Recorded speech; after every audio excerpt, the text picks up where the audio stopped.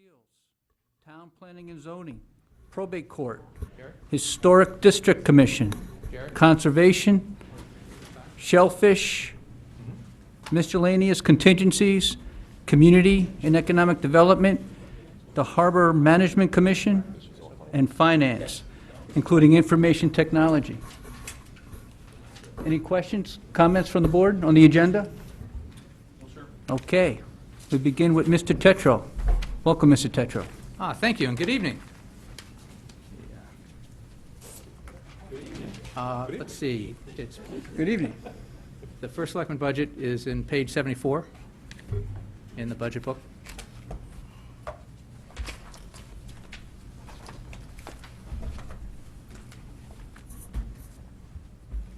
And as you can see, it is up over last year. That increase is contained primarily in the regular payroll line. Reflects some salary adjustment and the continuation of the chief of staff position from a half year to a full year.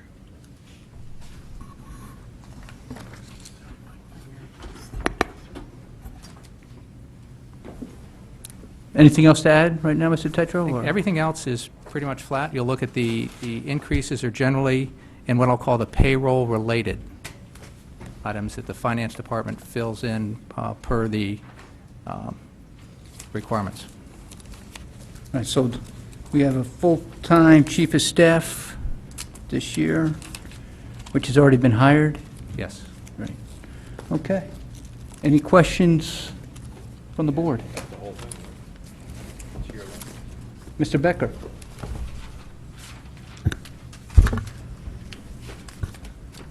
Thank you, Mr. Chairman. Just on the secretary side, it's got a, it's basically just going up a half, but you had, it shows 3.5 to 5 to 4. It was a little bit odd. Page 75. Right? Or, well, that's your total count, and then you've got, all right, so above it, so 0, you requested 1, and then 0, that was what it was. So why, I guess you're the department head, right? So why show it and then 0? Was there something you were trying to do that then you changed your mind? It just seemed... No, it was just anomaly. communication between finance and myself. It was put in there initially because it had been cut, and the question was whether it was going to be restored this year. And when I looked at the whole budget, there were a couple things going on, obviously, and I felt it was best not to restore that this year. Gotcha, so it's more of an early stage, and then at the later stage is looking at a whole. Yep. Okay, that's it on this budget, thanks. All right, thank you, Mr. Becker. Any other questions, comments from the board? Seeing none, to the public? Any comments from the public? No? Back to the board? Thank you, Mr. Tetro. Next up, town clerk. Do we have, So town clerk tonight or next Tuesday? she's coming Tuesday? She got moved, okay, I didn't know that. Registrar of Voters. Good evening. Hello there. That's on my agenda. Let's go, what page are we on? Page 82. 82. I don't know if I have a more updated agenda than you, if you want. Yeah, thank Just you. give a little, mine reflects it, town clerk next week, so Okay. I don't know if it's much better, but. Okay. Welcome. Go ahead.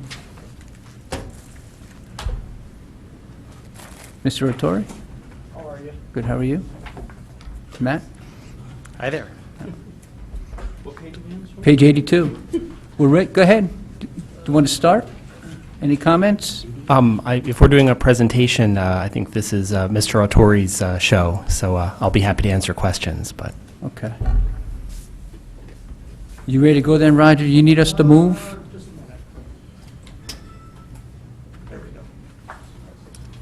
Here, let me move out of the way. Well,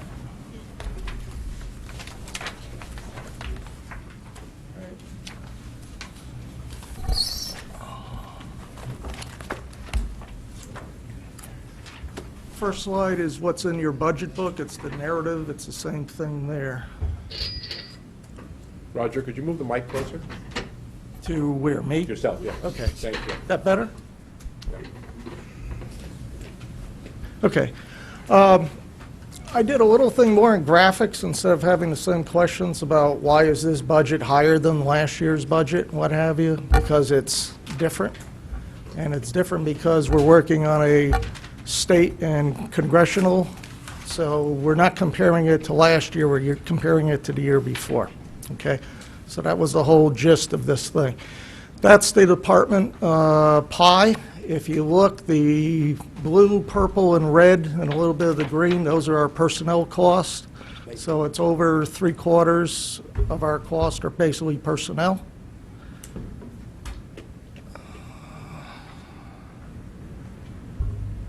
In case you like to read numbers, those are the numbers.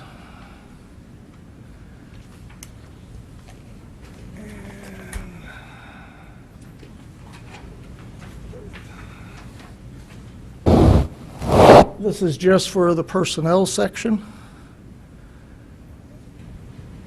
Here's the chart, a little bit bigger. If you notice, we're basically, what we requested, we're basically getting from the first selectman. The green, let's see. The lightest blue, the darker blue is the actual from 2013. The red is what we requested, and the blue is what the first selectman has proposed. Okay, for the seasonal, we have four broken down into 4 parts. The election part is about 33,930. The deputy registrars each get 5,000, so they're up to 10,000.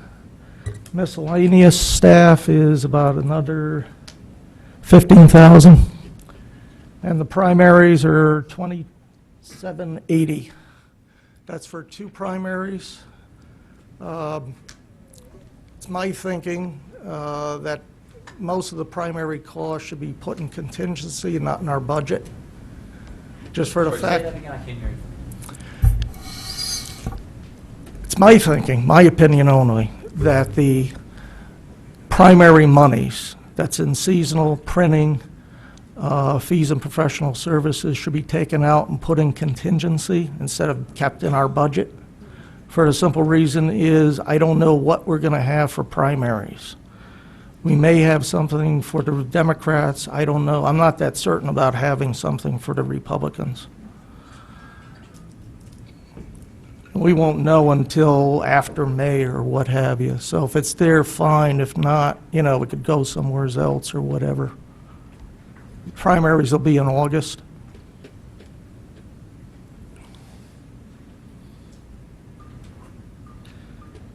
Okay. These are the rest of the expenses, fees, professional services, rental, maintenance and repair, what have you. There is one request that I would like, personally would like. We were merging our budgets together, Matt and I, and what happened was some items got dropped in fees and professional services. There was, let me see if I can get to that one. This one here. On the bottom, $150 for the canvas of voters. That was not in there. I'd like to take the $150 out of the maintenance repair and put it into the fees and professional services. It's mandated and required that we have a certified licensed vendor that does this. So you're going to have to pay somebody.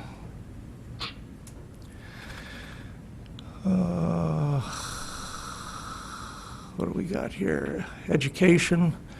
The reason why I put this slide up for education is we're doing something we did it this current year, and we're going to do it again next year. Basically, it was a suggestion that came from the First Selectman's office. And what it is, the newspapers originally cost about $156 for a full year. Right now, we just renewed it for the current year, it's $403 for the same one-year subscription. Two offices in our building get it, the Economic Development and our office get it. So we each put up half, and we're getting the paper, we're sharing it. So it's a little bit easier to do, and it's, a little less costly. So the two departments put in half, and we get a subscription for the full year. What newspaper are you talking about? Post. We use it for the obituaries. Can you get the obituaries online? You can get them online, but we've been doing this a while, and it seems to work out more than the doing it online. How? I don't understand. I don't understand why somebody takes one.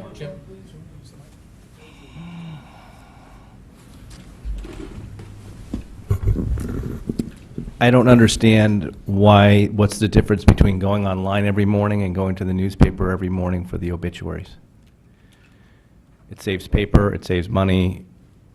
I don't understand what the reasoning is. It doesn't say paper because we have to print it out and clip it to the cards.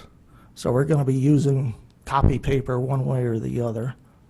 The other point is, at a certain point, the newspaper company's going to be charging for that. They're going to be charging to look at the obituaries? They're going to be charging to look at the online paper. From what I understood, though, their economic model is when they're online and you're looking at the obituaries, they have ads there on the side, and those ads kind of pay for their online service. Yeah, well, So That- I don't know. What does economic development use the newspaper for? they use it for legal notices, also for newspaper articles, because I have to be careful how I clip them.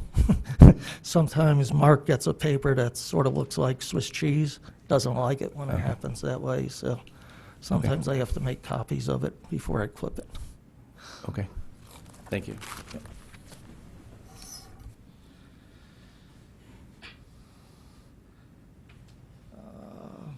Next one is the education, just because everybody's interested in what we do with education money and travel and what have you. We have a fall conference and a spring conference that Matt and I both attend. One is a 2-day, one's a 3-day. I usually just go to 1 day on each, and I just bring one of my assistants. I don't bring everybody. The other is the travel reimbursement. We use our card during the elections. We sometimes have to go other places, so that's what the travel reimbursement is. We had it at a higher rate before.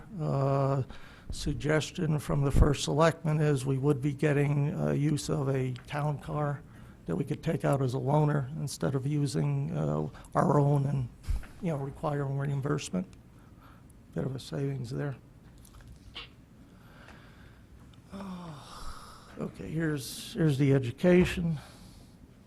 This was the one, oh, I went the wrong way. There we go. There. Okay, this is the budget compared to actual 2013, fiscal year 2013, fiscal year 2014, and fiscal year 2015. This is a 3D slide of that, so you can basically see it. And the only thing there's really any variation is under the seasonal, because it goes up from year to year or down from year to year. Everything else is basically the same across the board there.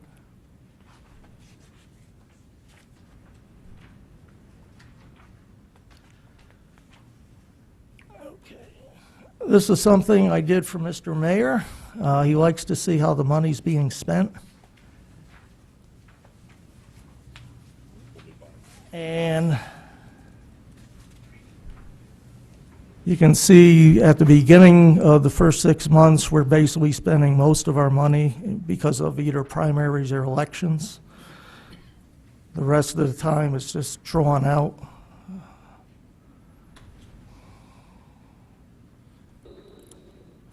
And this is a bar graph to show basically what the numbers said. And the year starts on the bottom, works its way up. So first 6 bars are the beginning of the year. That's where the money's going out.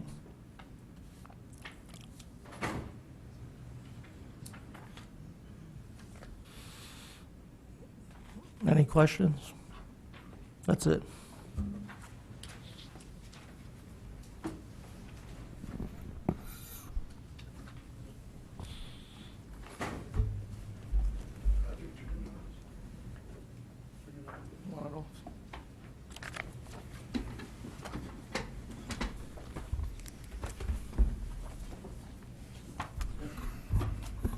All right, thank you, Mr. Ratori.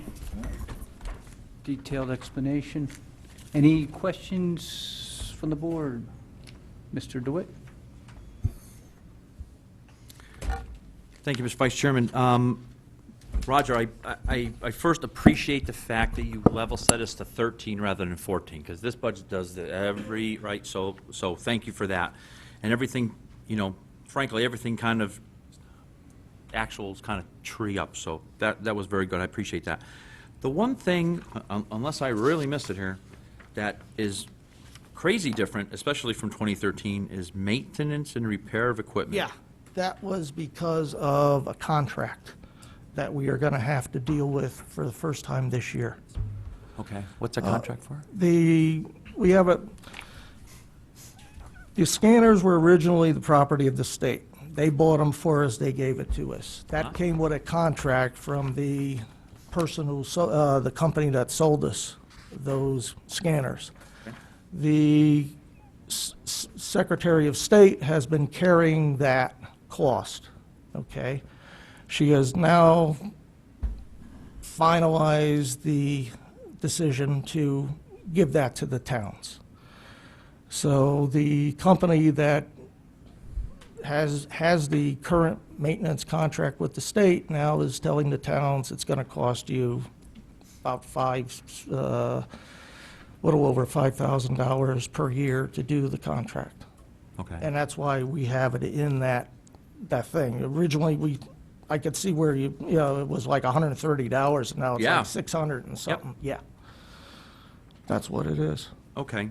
I mean, if you go back a couple of years, you'll see that we've put in for this before. The Secretary of State's office told us to anticipate this cost, and they would always find sort of new grant money to cover the maintenance. Well, last year at $1,000, and we didn't have any elections, did we? Trying to remember. No, that What was, primary? that was just for the Oh, yeah, regular, we had election last year, didn't we? that was just for the maintenance. That's the line I'm looking at. Yeah, buying Maintenance and back- repair of equipment, right? Buying batteries, whatever repairs we needed to the Oh, okay. equipment, the election racks and what have you. That's what that was, that's what that's usually for. That is still in there. The actual, 5,000, over 5,000, it's like 56, something like that.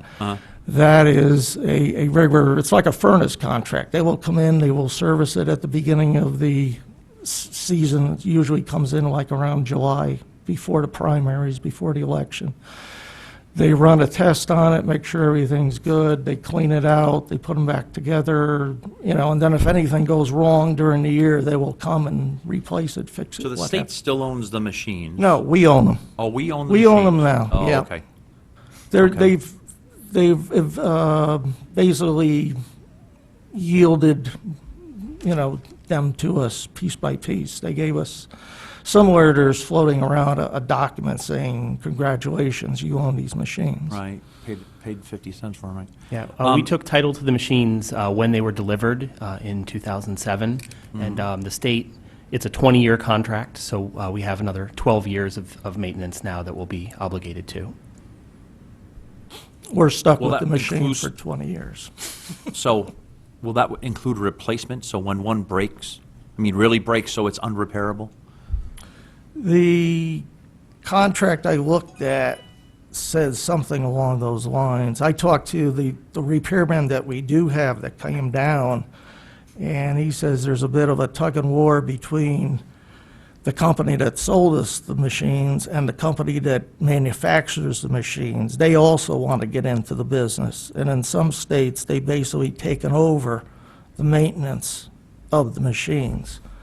There was some talk about whether or not the company that has the maintenance contract will be able to get parked for these things, and it may just be, they send the machine, you know, if it breaks, they send the machine back to the factory sends us a new one or whatever, a rebuilt one, and that's all they're gonna be doing. It's not like they'll be able to replace a drive or a reader or, you know, whatever. As long as they're replacing it, as long as Yeah. they're not, as long as Yeah. it doesn't say, we'll repair them until we can't repair them anymore, and then it's on you to go buy another one. It sounds like it's a full-blown replacement program up to and including 20 years, is it, or? Well, it's a one-year contract. Whether or not the price will be the same, whether or not the terms will be the same as another, you know. And I'm assuming that's also based on the number we have. Number of districts, how many actual readers we Yeah, need. number of machines and what have you. Okay, great, thank you. Yep. All right, Mr. DeWitt, thank you. Mr. Walsh?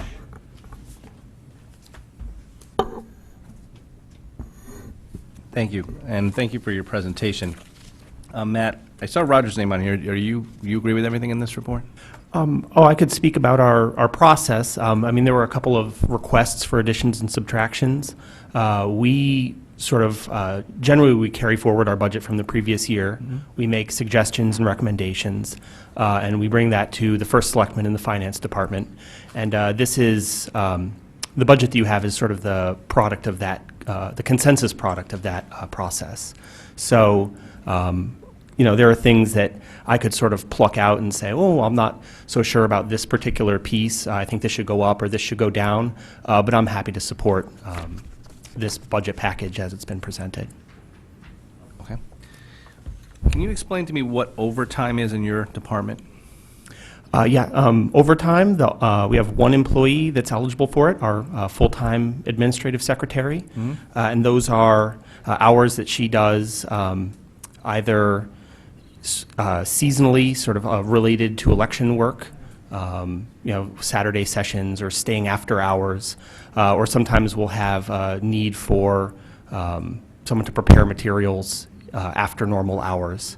So that's, sometimes we've run over in the past, so we bumped that up a little bit in this budget. Is that normally spent throughout the year, or is that specifically around election time, the expending of that overtime line?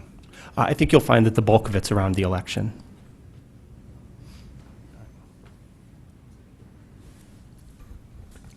I like your presentation. Mike, you should talk to them. Got a nice collar, whole brochure here. It's pretty nice. We'll have to see what the state provides them in terms of doing it. Color? Thought only the Board of Ed had color. It seems like everybody has color but us. Except you. Doggone. Okay. And the graphics look pretty slick, too. I'm going to have to ask Roger to give me a lesson. I Yeah. think so. Very good. Mr. Becker? Just on the maintenance of equipment, I know that we've got more split districts due to the redistricting issue. I think it's around, what, 21 splits? 21, yeah. So do we have extra equipment in here right now to deal with that, or we're just working with what we already have existing? Like, is that up as kind of an ongoing, like, do we have to acquire equipment from the state to do We that? have, and that we we're have a stuck with, total or of 28 machines. No matter Okay. what? No matter what, yeah, I mean, that's what we have. Okay. The memory cards could be programmed for more than one district. That's what happened 2012. Okay, so long-term, we have 28 machines. We're just spreading them out a little bit more, so that will long-term sort of be a stable number now with it being pushed to us. If you went into with District 1, you didn't have that problem because it was just one district, okay? The other districts, we had the same amount of machines. The memory card could be programmed to accept Yep. 3 or 4, different district parts, okay? Yeah. So you didn't really need separate Yeah. scanners. Just looking to projecting the stability in that line, that's all. So it's Yeah. generally, There's no What we have for variability in machines. that line. I think your question about having split districts, any additional costs show up in some in poll workers, yeah, and that I know. Yeah. some in fees and professional services for the memory card programming, and by ordering smaller quantities of some ballot styles, we don't get as good a discount on some of our ballot orders. Yep. Okay. Great, thank you. All right, thank you, Mr. Becker. Any other questions for Register of Voters from the board? No? Going to the public? Come on up.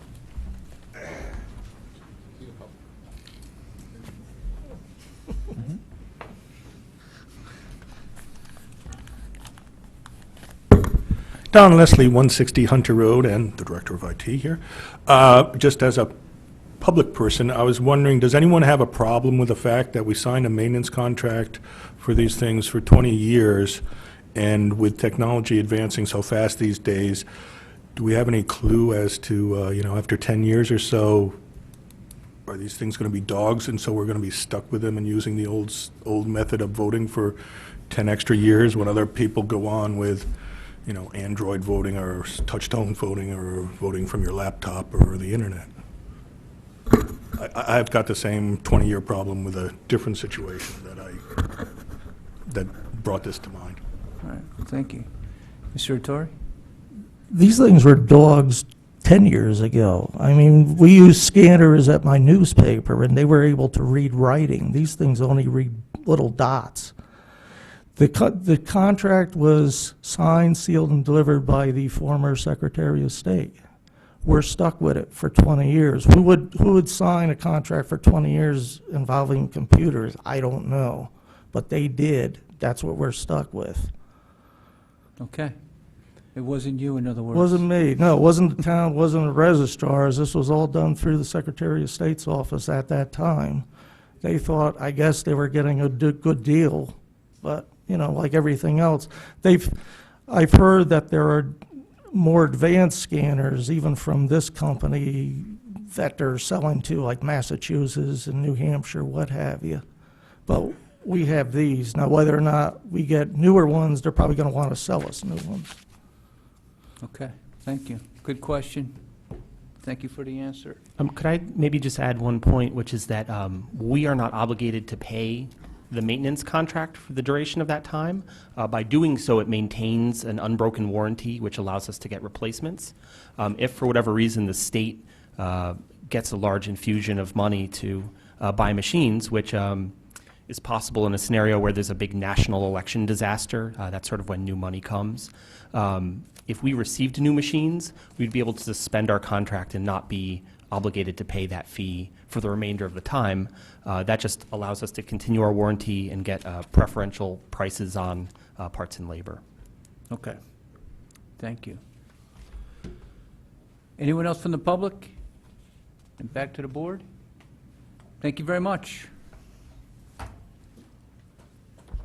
Moving along, Zoning Board of Appeals.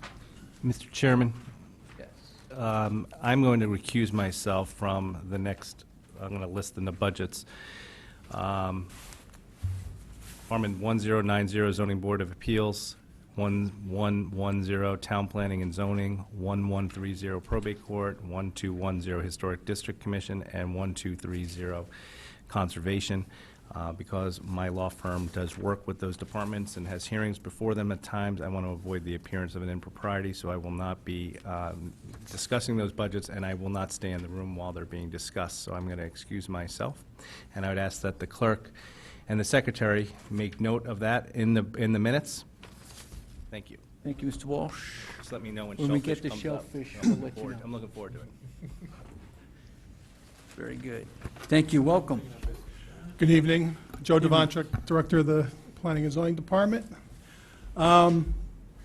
Real quickly, as far as the Zoning Board of Appeals budget, I am happy to report that we are proposing no increase in any line item and the maintenance of that board's activity.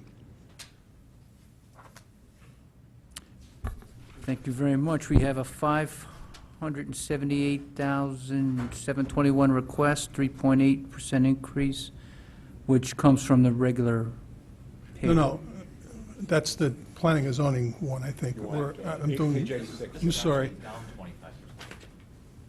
Yes, I'm sorry, there was we did have a cut also, I'm sorry. You had a minus 25%. Yes, I will. I'm sorry. It's the zoning board of appeals budget. Okay, thank you. You're welcome. Any questions from the board? Mr. Becker, you have a question? No, just real quick, just a little bit of a summary, just, I guess, in how you were able to drive some of these down outside of the narrative, that's all. Yeah, I think the general answer is technology has helped with some of these line items having to do with printing and binding and postage. Also, the selectman was very, helped very much in coming up with those numbers, but I think they're fair, and I think the simple answer is technology probably, and those two line items have helped in the reduction. Great, it's good to hear. You're welcome. Thank Okay, you. thank you. Any other questions from the public? All right, back to the board. Thank you very much.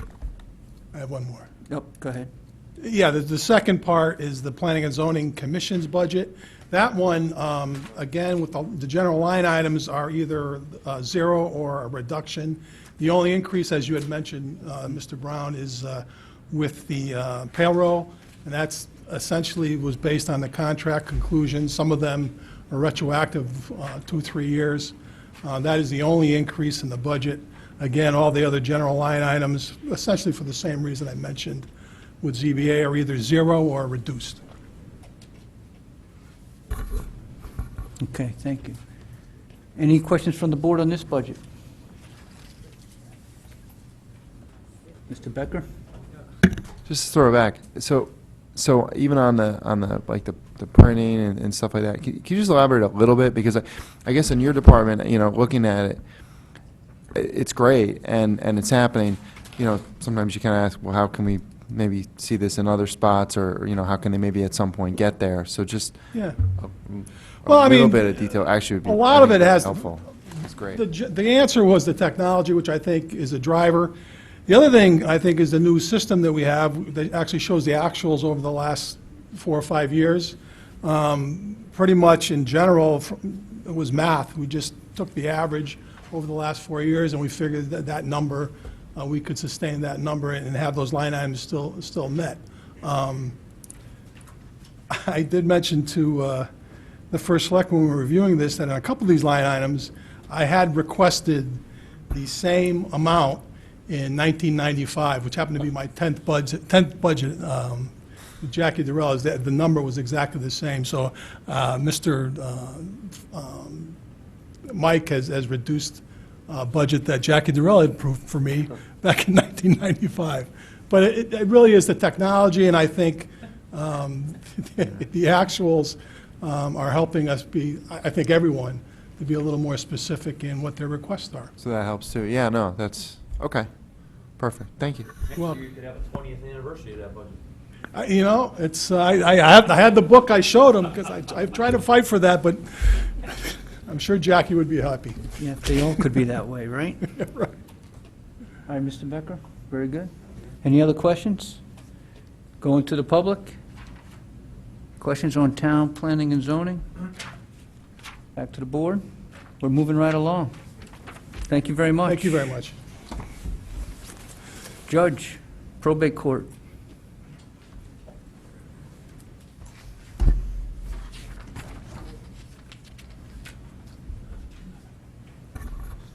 Thank you very much. You have a decrease as well. Yes, thank you very much, and Joe put on a great performance when I was where you are. As you can see, our request reflects a reduction in the postage. The year before, we asked for an increase because of new regulations which required additional notifications be sent to other beneficiaries, potential beneficiaries, and other persons. Our experience has shown that the anticipated number of new mailings was not as great as we had anticipated. And again confirmed since our original submission that this is correct. And so we certainly have no objection or problem with the reduction in the postage account because there's no sense spending money no sense asking for money we don't need, right? Agreed. And if anyone has any Consensus. questions? Sure, Mr. Mr. DeWitt. DeWitt. Thank you, Judge. So the reduction is just pure volume, it's not procedural. No, the state hasn't said, listen, you don't need to send out a notice on this type of legal action and reduced it in that way, it's just pure volume? Right. What happened was originally they said you have to, they increased the number of people to whom notices were delivered. And this just reflects what we've seen, so we had been doing most of what they wanted. Right. And so the increase was less than we had anticipated it would be. Got it. Great. Thank you. Okay. Thank you, Mr. DeWitt. Any other questions from the board? Great. And then, Yes. Mr. Brown, if I have a point of personal privilege, I just want to invite everyone, as you may or may not know, I'm sure you know, 375 years so far in Fairfield. And if you wish to join us tomorrow on the Town Hall Green with the First Selectman, and the Board of Selectmen, and others, and especially our town crier, who will announce the beginning of our town-wide food drive to give back to our community, which will be held at Ludlow on April 26th and 27th, with the cooperation of all our public and private schools, all our churches and synagogues, all our community organizations who will be also helping us. And the goal is to benefit Operation Hope here in town, the Bridgeport Rescue Mission, the food pantry at Thomas Merton House, and Project from the Heart. So I hope you'll all join us, if you can, tomorrow as we begin this almost month-long journey as we celebrate this community. So I hope I took 11% less time than I did last time. Perfect. Thank you very much. What time does it start tomorrow? Oh, I'm sorry, tomorrow at 4:15 on the Town Hall Green. And I know you'll hear a proclamation from the First Selectman, so maybe we'll get a preview. Just to be clear, the food drive itself is Saturday and Sunday, April 26th and 27th. That's the day when we want the food there. This idea was a brainstorm from our own probate judge, Caruso. What I like about it is it accomplishes two things. One is an event for our 375th anniversary celebration that everybody in town can participate in. Every group, every person, all you have to do is bring food. All right, April 26th and 27th at Ludlow High School? Correct. All right. The other big piece of this for me, and what, when Judge Caruso suggested this to the committee, really excited me was, what a great concept. Our 375th birthday, and we're giving gifts to those in need. And I can't think of anything that's more emblematic of Fairfield's character and our heritage than coming together to help those in need. So my compliments and thanks to Judge Caruso for coming up with this idea, and my sincere appeal to everybody out there in Fair TV land to join us on April 26th and 27th. Okay, thank you. I'm sure there'll be advertising for this from here on to April? Just because we didn't just hear some. Yeah. We're looking forward, yes, our goal is to, so if everyone would like us on Facebook, go to our website. There are many ways to contribute and to help. We're looking for volunteers, but it's spreading the word because, as the First Selectman said, this is our gift to our community so that we're going to feed our neighbors at home. And that's what we hope to do because we are that kind of caring and concerned community. Thank you very much. Thank you. Historic District Commission, Mr. Shea.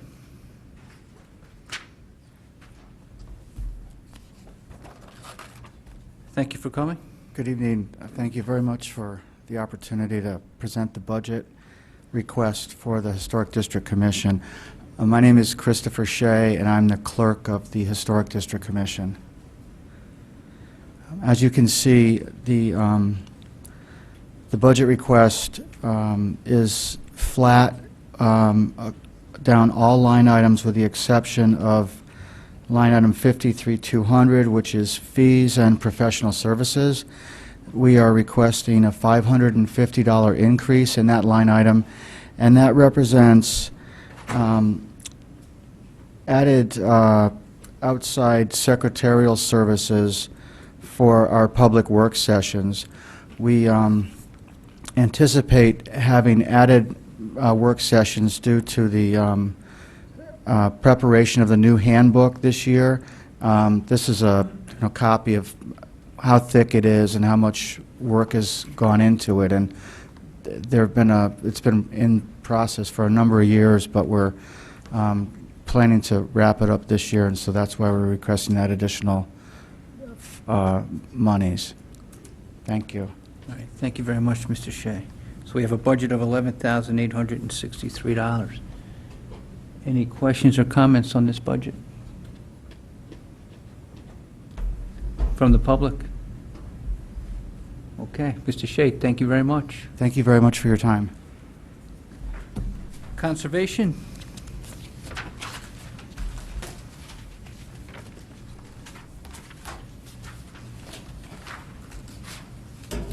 Good evening. Good evening. Tom Stanky, Conservation Director. So we have a budget from the first selectman from $932,328. Correct. Okay. And you had requested $1,143,000. Correct. So- Go ahead. The Conservation Commission is essentially, as you can see in the request, zero increase in the line items. And that is a result of, very briefly, 5 years ago, the program was cut in half for inland wetlands with a reduction in staff. And that immediate result was, we could accommodate it because of the economy dropping out of the box. And after the first year after that, the economy has increased with inland wetland business increasing, and we have been drawing in the open space manager to fill the void where the full-time wetlands compliance officer was eliminated. In doing that, we've reduced the availability of the compliance officer. Actually, excuse me, we've increased the availability of the compliance officer by borrowing from the non-wetland programs, conservation programs. The increase year over year was roughly 3% of time into the wetlands, and I think it was then 15, 25, we're up to 45, and increasing at an increasing rate as the economy improves. We have gotten back to the number of applications and exceeded it that we had in 2009 when the position was dropped. So this year is the year of identifying the problem and the opportunity to shift the inland wetland program so that it will free up time for the open space and the conservation programs to operate on a viable level. We expect this winter, spring, to amend the wetland regulations, implement the changes that will allow that program to succeed with more responsibility by the applicant and permittees, and then figure out whether we're going to need to go to perhaps other alternatives, including a consultant firm, or look at increased staff, getting it back to where we were in the past. We can't continue to meet the charge of the town charter for both conservation programs and inland wetland at the level of service required by the existing wetland regulations. The commission tries to achieve 85 to 105% of expenses for the wetland program. Right now, it's just clearing 2/3 of the expenses.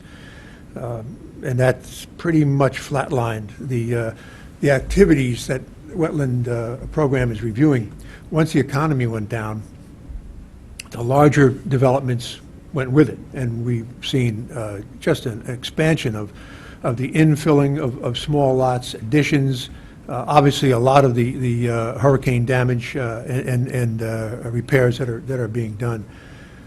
But for the lack of large projects, we have a remarkable increase in the business of the permits and the timeframes that are mandatory for making decisions, getting public hearings going, concluding them, having the notices go out.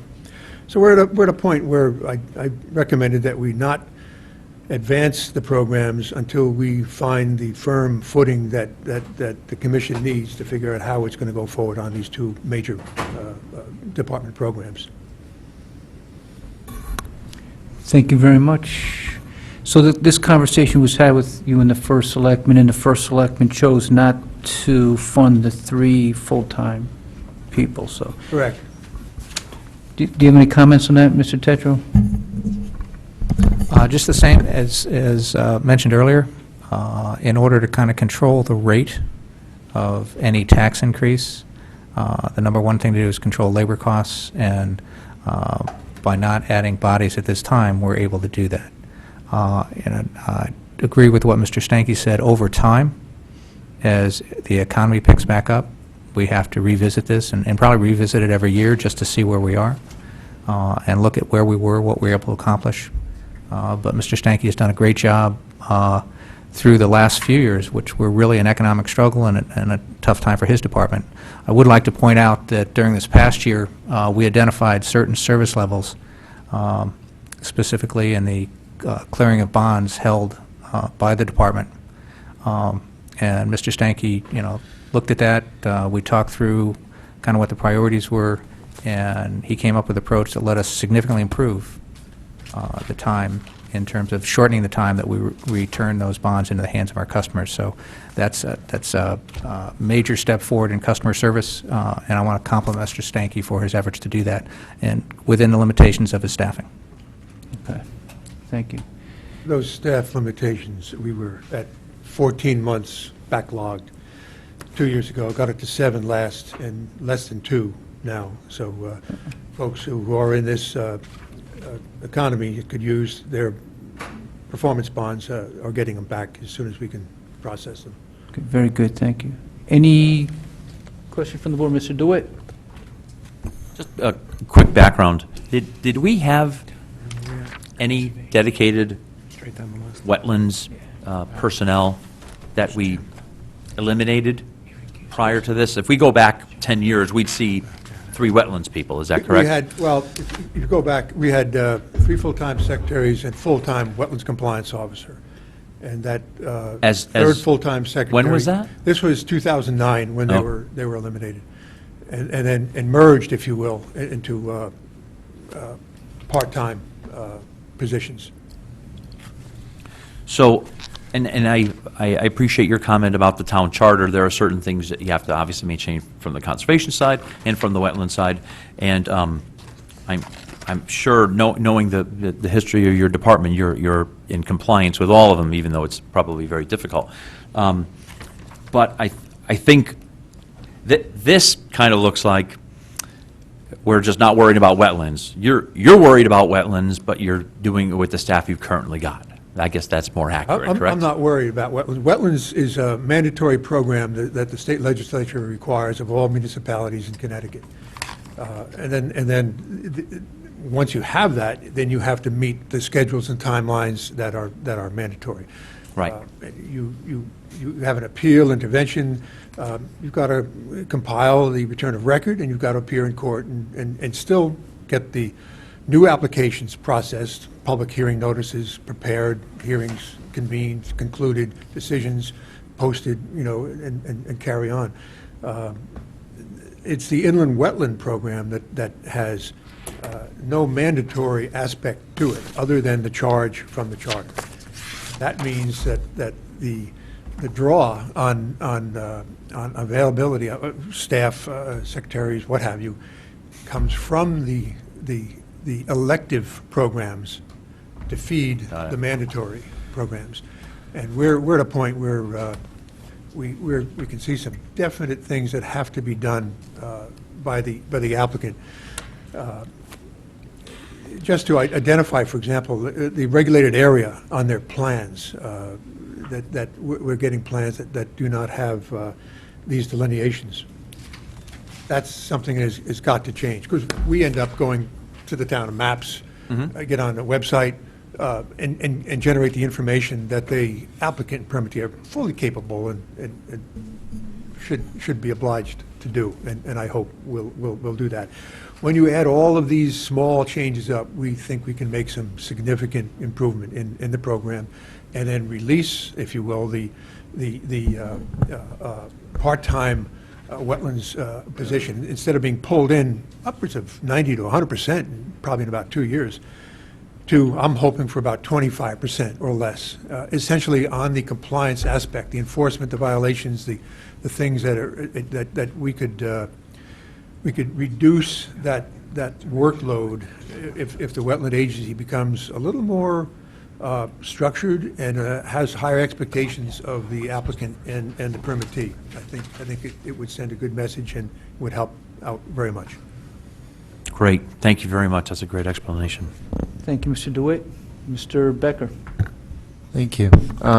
So just on the revenue side, can you walk us through kind of, I mean, I guess if these developments are now coming in and they're causing a lot of the expense, there's just not anywhere near covering though, I mean, Well, permits, I mean. the scale of the projects used to be larger and more of them. And when the economy, the recession occurred, those larger projects were put on the shelf. And now, and permits, the permit is normally approved for, no wetland permit is good for 5 years, with a 5-year extension. During the recession, the legislature added 14 years to those permits in that time frame. So we're looking at something upward of 20 years that they can build out. But what they're doing now is as the resources they need become available, they are now coming in with the applications for new work, and they're coming in with the permits for previously approved work.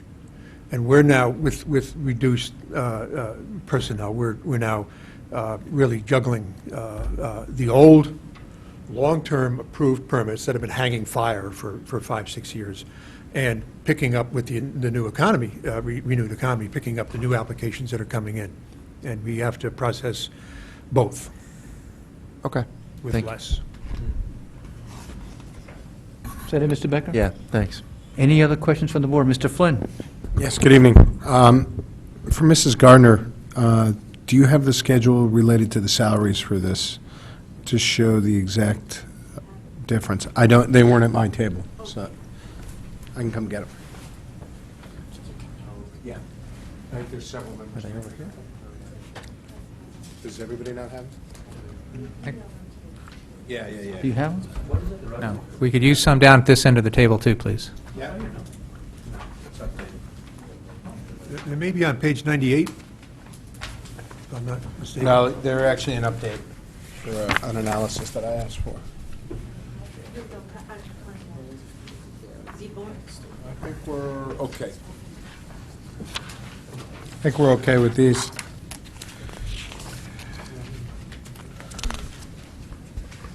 Okay, if I can beg everybody's indulgence. This, I'd first of all like to thank Mrs. Gardner and Mr. Mayor for this schedule. I'm looking for conservation, or is that in here, Linda? It's a numerical order of, department numerical order, so it's your fourth, sorry. It's not in here.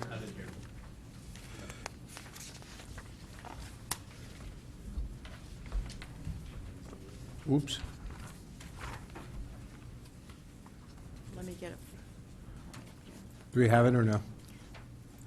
I do have it, I just don't know why it's not in your packet. Okay, so, while they try to figure that out, let me, The one you need. yeah, the one I asked for, all right. We're getting it. So what this schedule does, if you recall repeatedly as we've gone through the budget book, and I'm particularly the one who asked the question on the actual year-over-year differential in salaries on an apples-by-apples basis for the contract settlements. And through their hard work and efforts, Mrs. Gardner and Mr. Mayor have put together this schedule, which looks very much like the personnel summaries we have for each department in the budget books. However, there's a couple of added columns. And the one I'll draw your attention to is the fiscal year 2014 adjusted column, which in each of these instances represents what 2014 would be with the settled contracts, with all the transfers or proposed transfers made. And then to the far right is a column which does the differential between that number, which really is the best approximation of what the 2014 expense will be, compared to what the recommended budget is for the next fiscal year. So what it purports to do is take out our apples versus oranges comparison and put this on a level playing field. So you can really get year over year what the percentage differential is. And Linda, do you have it just on Yes, I do. It's 1/100% increase. It's literally flat. It's literally flat year over year?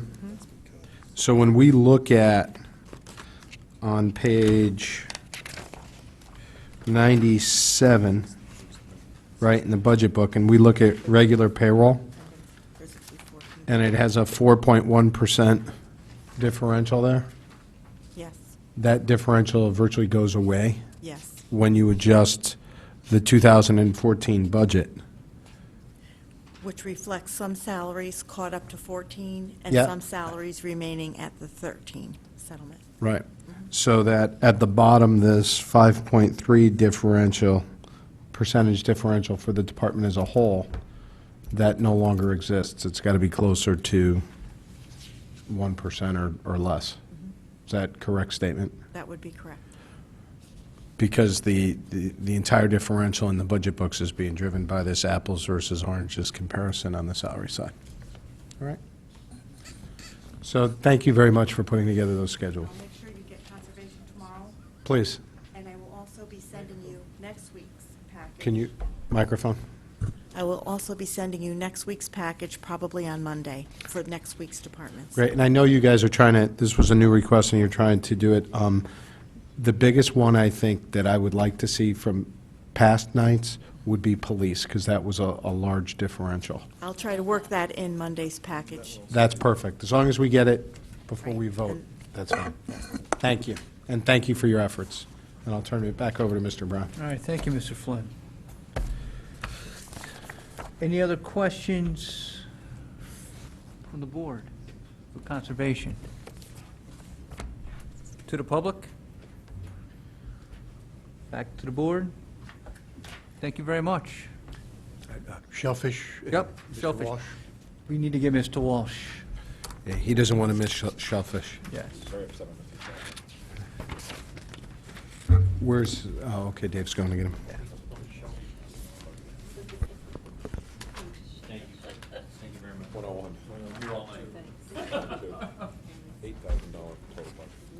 This is great.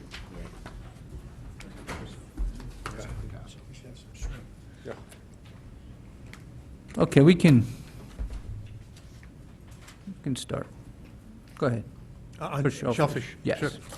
The Shellfish Commission is requesting an increase in the fees and professional services for the purpose of trying to identify the source of contamination for shellfish waters in Fairfield on the recreational beds. And what it is it's when you're water quality reflects a source of contamination, bacteria, fecal coliform. The requirement, the protocol is that the area be closed to shell fishing until the water quality improves. There are many sources of bacteria associated with a host, and what they're trying to do is find out if they're using DNA markers, if it's a human source versus waterfowl or chipmunks or whatever. And what they're trying to do with this $3,000 increase is to sample the waters, obtain the bacterium under lab analysis for the DNA to indicate it's a mammalian or avian source, and try to find out if a human factor is involved. The thinking is that if it's human, they can fix it. If it is associated with wildlife, for example, it's probably not going to be easily resolved. So they want to, in essence, try to use this technology to identify a go, no-go situation as to whether or not they should be investing any more effort and time and funds in something that they cannot readily fix. That's where we are. All right, so thank you very much. So what we have before us is an $8,315 budget. The request was for $11,000. First Selectman reduced fees and professional services by $3,000. You were requesting the $3,000 for the explanation that you just mentioned. Yes. For that purpose. Okay. Any questions from the board? Mr. Flynn? Briefly, is there any funding available from alternative sources related to this study? You know, Mystic Aquarium, Norwalk, Well, any of these conservation groups? I mean, if... I'm not familiar with that. Okay. We've contacted the Department of Agriculture, Bureau of Aquaculture, and they are not aware of any grant funds. But the Shellfish Commission has a shellfish fund. It's approximately approximately a little over $20,000 that must be expended to enhance the shellfish program. It's by state law. It's in a reserve account. And they could use that if they felt that it met the criteria for. Why wouldn't we use it if it's a study that is to determine what's going on with, the health of the beds? To date, they have used those funds for relays, for efforts to enhance the public fishery on the recreational beds. And the funds are derived from permits, from clamming permits during the year. And they will then retain a commercial clam boat to harvest clams and bring them in on a relay onto the town beds and pay for that product. They have not expended going out to areas that are prohibited or closed at this time, because they've been waiting several years for the state effort to conduct it's an inventory of potential sources. It's called a Shellfish Sanitary Survey of the Shoreline. The state does that and uses that program to identify potential sources of contamination. Which is what you were talking about. Which is, yes, we have been doing that. So when is the state going to do that? Irene and Sandy have knocked us out of the box. We're looking at late this year or next year before they're going to start that. So you have this constant attrition of water quality, reduction of available acreage for recreational shellfishing, and the commission is trying to push it back using funds that become available through the town, through their reserve account, and through the staff and lab resources of the state, to try to find the source of bacteria and be able to resolve it one way or the other. Thank you. Mr. Tetra. Thank you. Tom, we went through this, and I don't remember cutting this so much as I thought there was something else, either another source of funding or some other reason or delay. Linda, Ms. Gardner, do you have the notes from this line item when we made the adjustment? But what was the rationale we had? Because we sat down together and did this, so. Well, and the question was, when was the state going to start with the sanitary survey of the shoreline? What funds were available in the Shellfish Commission's reserve account for the permit account that they have? Shellfish Commission has not discussed, I mean, they've discussed the matter in the budget, but they have not raised the question of using its reserve funds for this project. All right, and that's more to my memory. The issue is not so much cutting the program, is realizing that we had the reserve fund as well as potentially the state coming in to do this within the next year or It's a so. balance of importance and priorities. It's the importance of doing it, the priorities of waiting for the state using their own or budget funds. Okay, thank you. I just wanted to clarify, we didn't decide not to do this program. We came up with alternative ways to accomplish the goal, that's all. All right. Thank you, Mr. Tetro. Any other questions from the board? Mr. Becker? Thank you, Mr. Chairman. Maybe this is a first selectman or finance department question, but can we get more globally? I mean, they've got a reserve account. There's a number of different departments in town. This came up the other day with something with PD. We know it comes up sometimes with Parks and Rec. Is there a way to get a list of who has reserve accounts sort of as a board or department, and how much is in there, and kind of who, maybe just a little summary on what sort of dictates, the use on that? Because I know it comes up, and it's sort of, I think you sit here and you're, oh, there's reserve there? You didn't even know. And some of them we do, but I didn't know as an example on this one at this time. It's good to know.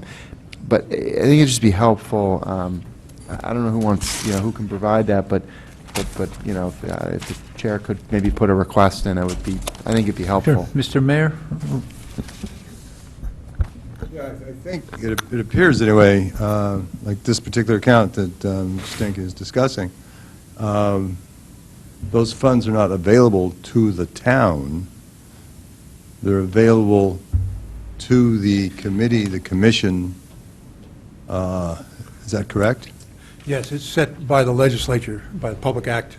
Right. So, but we can certainly do our best to pull together a list of any such funds that we can identify. Yeah, and I'm not specifically saying, like, take the reserves and, blow Yeah. through them. I commend the first selectman and the department head on, recognizing that that's a possibility of the state. I mean, there's certain things. It's just part of the conversation. It'd be helpful to know on some of these where they all stand, and then what the guidelines are, too. I think that would help. All right, so we can accommodate that, Mr. Mayor. Thank you. All right, thank you, Mr. Becker. Any other questions, comments from the board to the public? Very good. Thank you very much. Thank you, Mr. Stanky. Miscellaneous contingencies. Hi. Miscellaneous contingency is, We're on is page is 105. is on page 105, with the dollars on page 106. This account, which has been budgeted at about $45,000, not about, but at $45,000 per year for as far back as I've looked. It's for items that aren't budgeted that occur. The recent couple of items that I can recall going in there is when the recent house fire we had in town and needed to be boarded up for safety reasons. Those funds came out of this account. Sometimes some blight situation issues where the town wants to, where there's no money budgeted for that, comes out of this account. Fees for expert witnesses in various courts, certain legal costs come out of this account. The history, if you can see, in 11 was 23,000, 12 was 37,000. Last year was 9,500. This year, we're about, I think, about 10,000 year-to-date is my recollection, maybe a little less than that, and it's budgeted again at the 45,000. Thank you, Mr. Mayor. Any questions from the board? Mr. Brockfeld? Thank you, Mr. Temporary Chairman. Mr. Mayor, just the only question I have on that, I have no problem with the amount. Why do we have a separate account called miscellaneous? Why not just put it in the contingency account and save a? No one asked that question last year, and I was wondering if anybody was going to ask that this year. The only answer that I can think of, and which is the answer that's come to mind, because I asked the same question, is the regular contingency account seems to be for cost overruns in areas that are budgeted, known items, no items that are to be expected, that we know about, but for whatever reason, whether it be snow removal, et cetera, et cetera. This account is more used when where there is no line item in the budget. So it's just a total, I won't call it an outlier, but there's something that's not budgeted, there's no line item for it, and it's expense that the town incurs. Jim? And as with the contingency account, if it isn't used, is it swept into the general fund at the end? Yes, of sir. It is, okay. Thank you, Mr. Brockfeld. Mr. Flynn? Do you want to go to Mr. DeWitt? Mr. DeWitt? Just a quick point. In this account, you don't need to come to this board to move money out of it, as opposed to regular contingency. As you just said, you just pulled money out to board up the Right, house fire. Right. We This knew money just nothing gets- about that, nor this money did we need gets to. spent. Right. That's the big difference, I think, right? All right, thank you, Mr. DeWitt. Any other questions from the board? Mr. Flynn? Yeah, just a note, it's a follow-up item, and it might impact this account, so I think we need to, we don't need to get it now, but before we approve the budget, we've got the 375 Anniversary Committee, and Mr. Tetra, I don't remember if you were here the night this board discussed that briefly, and the question arose where there's funds that are going to be expended relative to that committee, or there's contracts that are going to be assigned or signed, executed, prior to us getting funds in. So there's an element of risk to the town if we go ahead and sign contracts. And how are we going to manage that through the budget process? And I don't know how that plays in with this account. You understand what I'm saying? Mr. Mayor, you remember the conversation? Yes, I do, sir. Excuse me. Am I on? Yes. Yeah, thank you. Yeah, no, actually, this is an area where, in fact, I thought about that when I was preparing for today, because in looking at the history of this account, there were times in the past where apparently the Selectman's office had various functions where they were rewarding some of the commissioners and board members for their service, and those expenses came out of this account. Right. So if a first selectman or a board of selectmen approved function would historically be an expense that would come out of this account. Okay. And I just want to, we need to get an answer on that whole 375 item. That's something that was specifically requested by the board. Yeah, no, the answer to that question is, I guess I haven't formally responded, right? It's, as you pointed out, it's a little bit of a sticky wicket. I mean, the intent, as I understand, is that there will be no funds expended. Well, let me, for those who aren't aware, and for the people at home who are listening, it is the intent that the town is sponsoring in name the 375th celebration. The town is anticipating and putting into force a group of volunteers that will be developing, holding functions. It's the town's intent that there will be no town funds spent on that, and that monies will be raised prior to expenditures being made. And the town finance department, accounting office, is acting as the volunteer accountant for those funds. Right. The question that came up is if the committee were to contract a service. Correct. And at the end of the celebration period, the committee did not have the funds to pay all its bills. How could we ensure that the person who provided the services would fully and comprehensively understand that those were committee responsibilities, not town responsibilities, and would there be a reach into the town? Well, and since there's not a separate legal entity of the committee, Correct. it is acting on behalf of the town. Right. And again, we don't need to belabor it here, but we need to get an answer to that. It's something we can take offline, but it was specifically requested. Right. And I think we need to follow up on that. Right. Yeah, I think that was one of the meetings I missed, though I know you and I have had some conversations on this, and I know you and Mr. Mayor have had some conversations. on Yes. this. Yeah, and we just need to close that loop.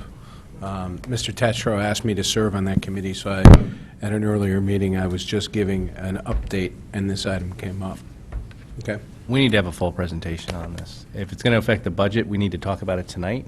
If it's not, we need to have a full presentation, and I'm requesting that the town attorney be present for that conversation to ask questions to. Either we're in or we're out the town, but we got to know what our position is. We can't be half in and half out. We need to know who's contracting for services, what's being supplied, and who is legally on the hook for stuff. Because I can't have people on, I personally would not want to know, since I know some people on this committee who end up being personally liable for stuff Yep, I agree. when they're doing stuff as a celebration for the town. Yeah, I think, just to be clear, the goal is not to have anybody on the committee personally liable. This is a town event, and I think your questions are well taken, and I think you're right. Let's clarify those. I thought we had clarified those to a greater degree, but let's formally clarify those. Yeah, because the simplest question is, if there's alcohol being served at any one of these things and someone gets into an accident, what happens? Is it the town that gets sued? Is it the individuals who get sued? Is it Sacred Heart if it's being held there that gets sued? Someone's going to be on the hook. Or everybody. For everybody. Or everybody. Right. And I think we need to have clear delineations on this, on who it is. And if the town needs to take it over, we have to have that conversation. Yeah, right now, there's only one entity, which is the town. Okay, and if the town has to take it over, we need to talk about that. Yep. To know what we're getting ourselves into. Yep. Yeah, it's not a question of taking it over. There's only one entity, it's the town. So the town is going to be responsible for this? Yeah, there is. Oh, okay, because I was being told the town wasn't going to be responsible. No, well, I never said that. So the town will be contracting with the caterers and whatever, and the The- town will be on the hook? Oh, it is. See, Mike, I guess that's why we need to have a full presentation, because that's not what Bob was saying at all. It's not what I understood. Okay. Okay. We need to have a full presentation on this. Actually, our need for a full presentation is a lot less, if that's the answer. I'm not saying we don't want one, but, Yeah. I mean, if the reality is that this is a town event, Then the town finance department's not doing anybody any favors on the side. They're Right. acting as the town Right. finance department. right, and any if liability, it's- all that stuff is and just liabilities normal. with the town, Right. and Yep. something happens, it's the town. Right. Exactly. Okay, thank you. Any other questions or comments from the board on this account? To the public? Okay. Can I ask one more question? In Mr. regards to, Walsh? Yeah. Bob, you raised some interesting points with this account, because in previous years, I remember it being a lot of unknown legal expenses, deposition costs, expert witness fees, things like that. Correct, that was Costs. what, And, my understanding would be the same from past years. yeah, and even in some of the past years on some of the tax appeals, when we needed to dip into that to cover some of the costs of those appeals. Yeah, I think we've tried to budget that separately. We tried to but budget it. In the but I past think- years, certainly we When it's might gone have, over and whatever. this would be the account where we do that. Yeah. But Bob mentioned a couple costs, which actually raises the question of, for example, the house that got burned down and we needed to board up, that was being potentially hit, and some blight situations where we needed money. I think And- the better definition might be condemnation situations rather Yes. than blight.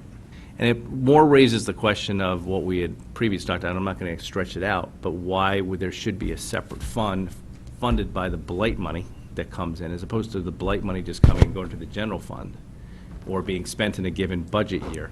Why it should be in a specific fund, so if there's a condemnation issue, or a blight issue, or whatever, we have a fund there for it. I think that this short form answer, and certainly worthy of discussion, that the RTM is actually trying to address this with adjusting the ordinance. But when they're done adjusting the ordinance, the issue is simply, we don't get blight money in that often. In 2.5 years, we've gotten one payment. It was for $38,000, so it was significant. But under the Flato administration, we'd received like a $100,000 number. I mean, there was significant money. I mean, I think if you went back from when the blight thing was formed till the present, it's a decent amount of money. Yeah. I haven't gone back and done the research, but again, the short form, in the last 3 years, it's really been one check, one payment, so it's hard to budget for that when we don't currently have somebody being fined for blight right now. And we can't collect until the property's sold. When we basically fine somebody for blight, the issue is, once they sell the property, we collect. But until that point in time, either, we have no way of forcing payment. So it's hard to, for a given 12-month period, say we're definitely going to get money in this period. Was the I. Brown thing the $30,000? Correct. Or was that 100? I thought that there was No, representation it of was, 100. the I. Brown thing was 38 Okay. and change.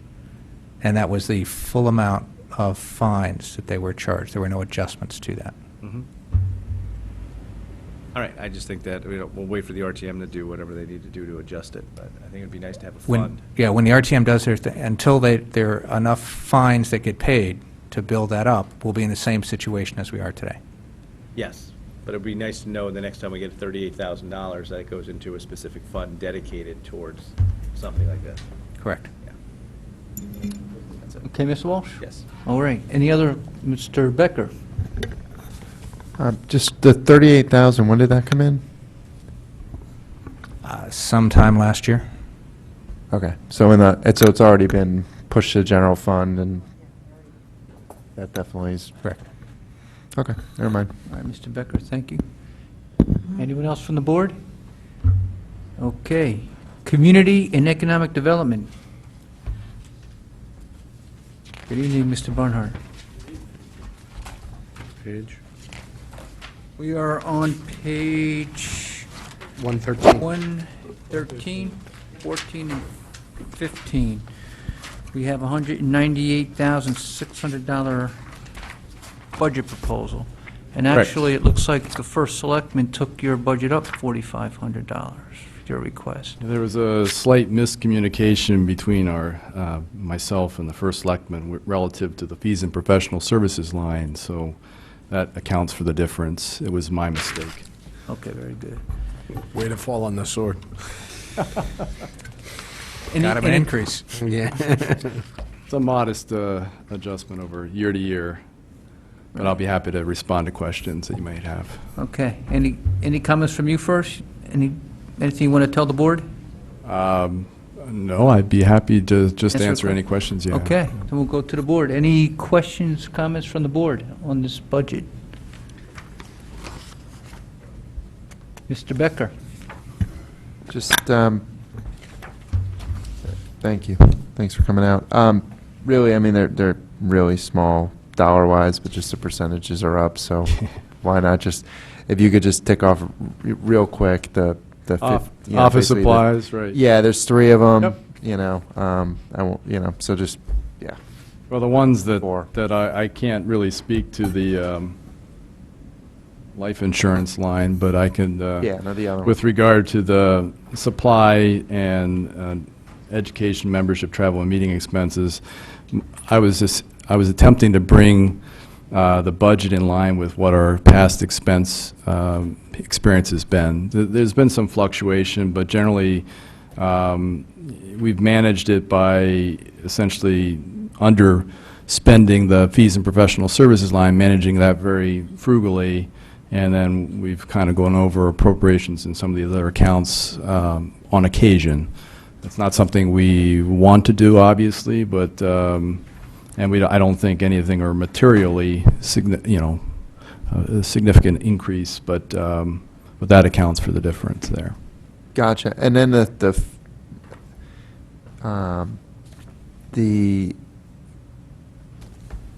fees and professional services, so essentially that you kind of push some of those out of there and into where they really should be to get closer to your actual. Well, And- in past experience, when we believe that we'll be slightly over in some of these other accounts, Yep. we don't spend the full appropriation of fees and professional services. And that's there. There are a number of costs that we do charge to that on a regular basis. As you can see, our expense experience has been from year to year. But then there are other things that come up that are difficult to kind of forecast that we may want to utilize those things for. We do try to keep within the, obviously, the budget appropriation and only spend what we absolutely need to spend. Perfect. Thanks. All right, Mr. Becker, thank you. Any other questions? Mrs. McCarthy-Vehy. Thank you, Mr. Barnhart, and thanks for all the work that you do for the town. You seem to have your hands in many pots and do a lot of great work. Just a question in terms of staffing. I know that I was just confirming with the first selectman that there's another staff person in your office. How does that work and reflect in terms of the budget?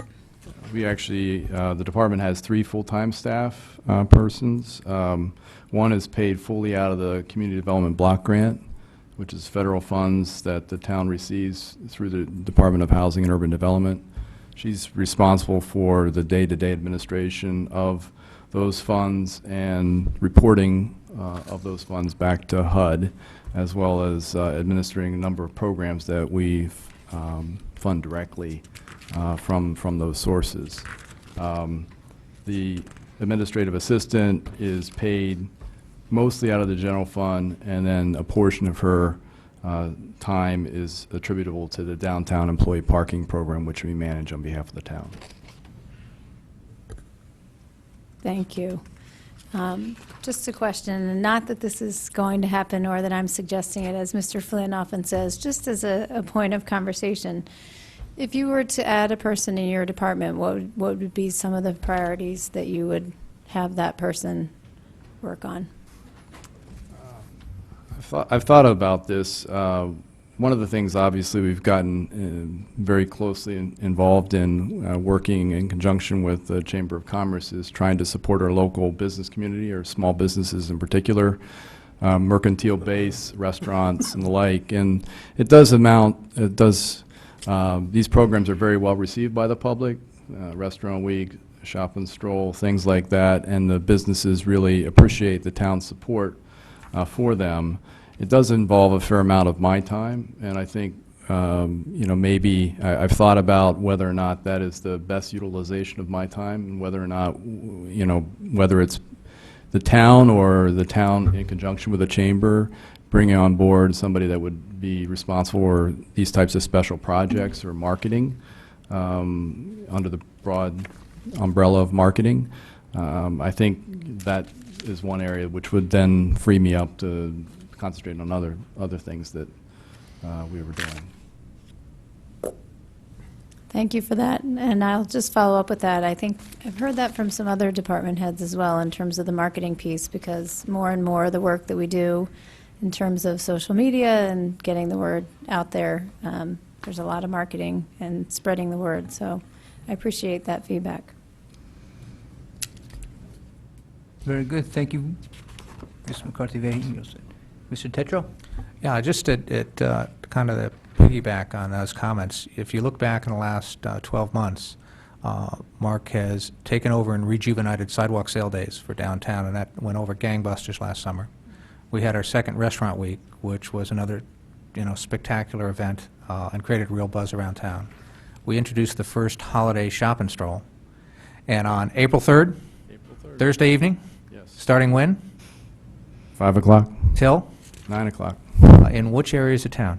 Well, we will have stores participating in Southport, Grassmere, or Post Road East, and Fairfield Center. Okay. Fantastic. That's another PSA spot for the Thank you. business community in town to get folks out to support them on April 3rd. But again, that does take a lot of work. Those were 4 events that, if you go back 3 years ago, weren't being done by the town. So Mark has picked those up and managed to do it with his current staff, and they've been phenomenally well received out there and been a great boon to the economic development piece in our town. Thank you, Mr. Tetreault. Ms. McCarthy-Vehy? Thanks again. And am I right that you've also helped with work on the new website as well, that you've been involved in supporting that, or what has been your role? I guess I should just ask you that. I wouldn't take really much credit for any of the work on the website. I've offered comments, and I have to take responsibility for obviously my piece of it. It is an important, and I'm very much looking forward to the unveil of the new rejuvenated website, because it's an important marketing tool for the town. One of the things that we look to do, obviously, is attract business investment into this area. And oftentimes, the website is the first vehicle by which outside parties that are maybe not familiar with the town experience what it is that we do here. And so it's a very important and critical component of our marketing message. So I think it's not something we can obviously just do and then forget about it. It's a constantly evolving process. We're going to have to pay attention to it and constantly refine it, but hopefully this will be much improved in terms of navigability and some of the information that's on there. Thank you. Mr. Brockfeld. Mark, can you tell us what, if anything, and if it's your responsibility, the town is doing about actively trying to attract tenants or businesses to the train station site? I mean, I would think that would be, when Kristen asked you the question about what you would use extra staff for, I was hoping that would be the answer. There's three. Three. I mean, I can't imagine there's anything more important to the future of our towns. It clearly is the most critical or most significant project that we have had here in many years. And we continue to work with the developer. I have a meeting scheduled in another week to talk to his principal staff to make sure that we're keeping abreast of the latest in terms of his marketing efforts so that we can support it.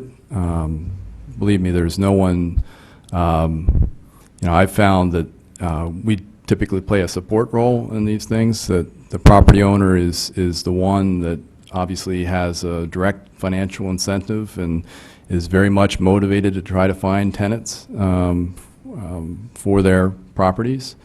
And I don't think Fairfield Metro is any exception to that. So we work with all of our property owners in town to try to match them with prospective tenants. It's a little bit different animal with Fairfield Metro. It was intended to really fill a void in our local office market. Unfortunately, it's coming online at a time that there's not a lot of movement in that upper end where you have large blocks of space, with the exception of obviously the building that we're in. We saw a fairly significant lease signed for this building. But the companies that are looking to move 50 or look for 50 to 100,000 and larger blocks of space, there are not many out there, and they tend to work in a longer time horizon. And there's quite a bit of space available on the market down county that's competing directly with it. And it typically is very cost competitive with what this is being offered at, if not more, at a lower cost. Do we, on one hand, the question I'm going to ask is kind of silly because it's not very neighborly, but are we aware of decent-sized companies in neighboring towns or communities or states that have, is there any clearinghouse for companies that are looking for space maybe, or bribes or whatever it is? I don't mean bribes, I mean, incentives, sorry, to... He didn't mean to say that. Well, there's a couple... come to town. Do we even have the ability to offer incentives? We don't have but what we do have is we work in partnership with the state and our other regional authorities. And typically, for those companies that are moving or considering relocating from out of state, they may come through our local portal, but more often they're having discussions with the state and looking, and the state obviously is very motivated to provide an attractive incentive package to encourage them to choose Connecticut over New York or New Jersey or wherever they may be coming from. Typically, it's from a fairly small area. So we are working with those folks to ensure that that message is out there. We're working closely with them. I do meet with site selection consultants on occasion that have specific needs, but more oftentimes than not, they're invited up by our partners at the state and regional electrical authorities to, just so they understand what it is, the business environment in Connecticut, because oftentimes these folks are from other parts of the country. They may not be familiar with the Connecticut, let alone Fairfield County, and so, or the town of Fairfield for that matter. And so it's part of our job to make sure that we meet with them regularly. Mm-hmm. Yeah, and if I might join in, there are several different levels of the game on the commercial side. Mm-hmm. You've got, for a company that's taking a serious look, they're going to hire a broker. They're going to hire someone to go out with their specs and look at what the potential options are, and they'll come back to the company. They'll review a lot of those, all before getting out and talking to somebody on site. The commercial broker business is not like the residential real estate broker business. They're not like an MLS you go to, there's so many colonials for sale, here's what they're priced at. It's a much different business model and market, so the brokers play a much more important role, both in knowing what the space is, what the leases are, what's up, what the terms of those leases are, and what the clients are looking for. Mr. Walsh and I were having that conversation just the other day about a potential prospect and a potential broker who's working with that and who we should be talking to in that, and I'll be following up on that. In addition, at a higher level, where you're trying to generate interest in Fairfield in general, I had a meeting a couple months ago with the German-American Chamber of Commerce that brought over a number of German companies that were looking to, in the New York metro area, were attracted to the greater Bridgeport area, and Fairfield was one of the towns that I was able to talk to them about in terms of what the benefits would be to both their companies as well as their employees moving over here. I mean, I would,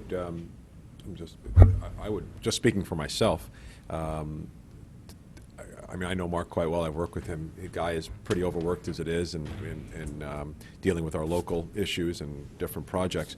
This is a big item, and we don't usually, from this desk, encourage extra spending by the town of Fairfield. But I can't imagine that there is a potentially better case to be made for a person to work with, or for Mark, but focusing maybe more specifically on something like this, if it made sense. I'm just throwing that out there. Yes. I'm not trying to do your job for you, No. but Yeah. but the payoff would be so enormous if it was. And just to be clear, it's one thing if the building is built and we're looking to attract tenants to fill it. It's another thing based on the terms and price and lead time that the owner of the property puts in place. As Mark mentioned, and it's clear to anybody who drives through Stamford, there's a fair amount of construction going on. But the vacancy rates in Stamford were, last time I was speaking with a commercial broker, were like 20-25%. 5%. Vacancy rates in Norwalk comparable. You think of that I-7 corridor, the Merritt complex and such. On one hand, our vacancy rate in the Metro Center is pretty low because there's nothing built. It's zero, I think. On the other hand, the lead time to get it built is 2 to 3 years. You looked at the announcement here on a lease signing for Save the Children, and they're going to be moving in May 1st. So that's within 6 months. That's 300 employees taking up most of this building. So there are a number of issues there, many of which the owner/developer are in control of in terms of how he chooses to bring his product to market and what he's trying to sell. And so we can work with him, we can support him, we can encourage him, but we can't force him to build or change his terms. Ms. McCarthy-Vehy.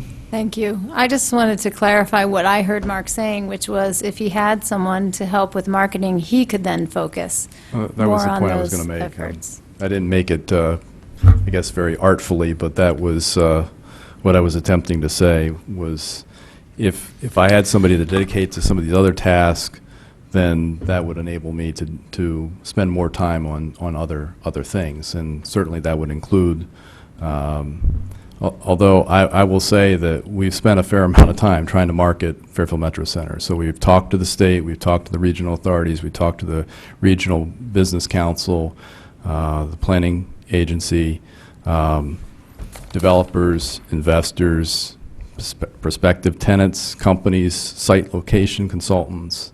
So I don't think there are, as the first selectman alluded to, there are some variables that are clearly outside of our control. We've been in we've made pitches to companies with regard to the space there, and the most recent one I can think of, we didn't win simply on price. And that's not something that we can really control. Are we on good enough relationship with the developer, given the whole nature of the story over the last 5 to 10 years, that we I try to can work maintain productively? I try to maintain a good relationship with Kurt and with his team, because really we're on the same team here in terms of trying to find. We invested a significant amount of money in remediating the site and putting infrastructure in place, as did the state, and as did Kurt. So we want to make sure that we get something in return. Ultimately, that's tax dollars from and employment from folks that would relocate there. Okay. Well, I appreciate it. Okay. Any other questions from the board, Mr. Becker? Thank you. So, just, when companies come in and they want, I mean, more existing, I guess, than this new space, but from like an onboarding kind of perspective, does your department have, it seems like you probably don't have the resources at this point to do it, but sort of, obviously they work with their broker and their attorney and things like that, but is there anything on the town side to sort of help, especially small businesses, kind of usher them through the sometimes complicated process of getting up and running? I think that's where we see our principal role. We can certainly help from a site location perspective. We are one of the communities that do maintain an online database of available space in town that's updated quarterly. Sure, you can get that information if you talk to individual brokers or go to their respective websites, but we try to encapsulate that and put it all in one easy-to-find location, accessible, and it includes owners that perhaps don't go through a listing agent or a commercial broker. So we try to make it as comprehensive as we can. That's one task, and then obviously that continues through helping folks through the regulatory process, which can be cumbersome at times. So we'll provide advocacy and support and set up meetings and try to work through problems and act as an ombudsman, if you will. And then, we also, a significant component, we have a lot of folks that are, maybe they've been right-sized or downsized or whatever the term is these days, and they're looking to start a new business. And so we help them develop a business plan and work through some of the financing issues, or we can't provide financing ourselves for the most part, but we can put them in touch with the resources, other folks who can provide those resources. So it really runs the gamut, and I find, working with a small business person to be one of the more personally rewarding aspects of my work. Okay. Great, thank Okay. you. All right. Any comments from the public? Very good. Thank you, Mr. Barnhart. Thank you. Okay, at this point, my 15 minutes of fame are up, and I'm going to turn the meeting over to the real chairman, Mr. Flynn. The real chairman, yeah. All right. And my first thing is going to say we're going to take a 5-minute recess, and when we come back, let's do harbor management first. You do harbor management. I thought we were done, so go right Okay, ahead. we jumped the gun a little bit. Welcome, thank you. 117. Thank you. He handed Very off much. too soon. He's get 17 minutes of fame. Yes. It's like a hot potato. Okay, we have a $24,260 budget before us. Basically, it's flat from last year. Level ask, yeah. Yeah. no increases. Any comments, any comments for us? No, if anybody's been down to the harbor, you'll see that now that the ice is finally gone, we've resumed, we finally resumed hauling out the mushrooms, the anchors, if you will, which we do every 3 years. And we do a very thorough check on all the tackle. I asked, and as far as anybody can remember, we have not had a boat break loose in a storm in Southport Harbor. That's a pretty good record. That you just jinxed. Never going to happen. No, we're good on that. We also have most of the permitting in place to get to work on the Lower Wharf project, which is basically the dredging out by the launching ramp, so you'll be able to launch at low water. And we're fairly far down the road in getting the permitting to address the sand accretion issue on the easterly side of the harbor until it was found that we had a nesting pair of piping plovers last year, which then kicked the thing up to the Fed level because that's a fish and wildlife situation. And they are probably going to defer to Connecticut DEP as to remediation, and I think we've got a plan worked out. We're close. Other than that, it's been pretty quiet. Thank you very much. Any comments, questions from the board? Ms. McCarthy-Vahey. Thank you. Would you kindly introduce yourself for the viewers? Oh, at I'm home? sorry. My name's Nelson North, and I'm the new chairman of the Harbor Management Commission. Sorry. Thank you. Any other questions, comments from the board to the public? Okay, thank you very much. Thank you. Thank you very much. Okay, and now, we will take a 5-minute break, and when we come back, we're going to change it up a little bit, and we're going to do the tax collector's budget first, and then we'll do IT and then finance, okay? So a 5-minute recess, if you don't mind. Thank you.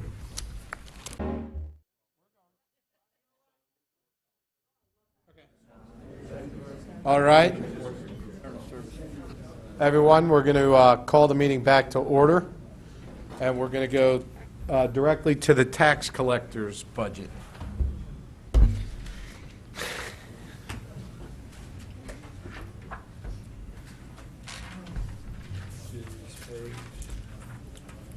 Good evening. Good evening. Thank you for letting me jump the line. Oh, you're welcome. Let's see, you're on page 190 and 191. All right. So you're down by 0.9% year over year?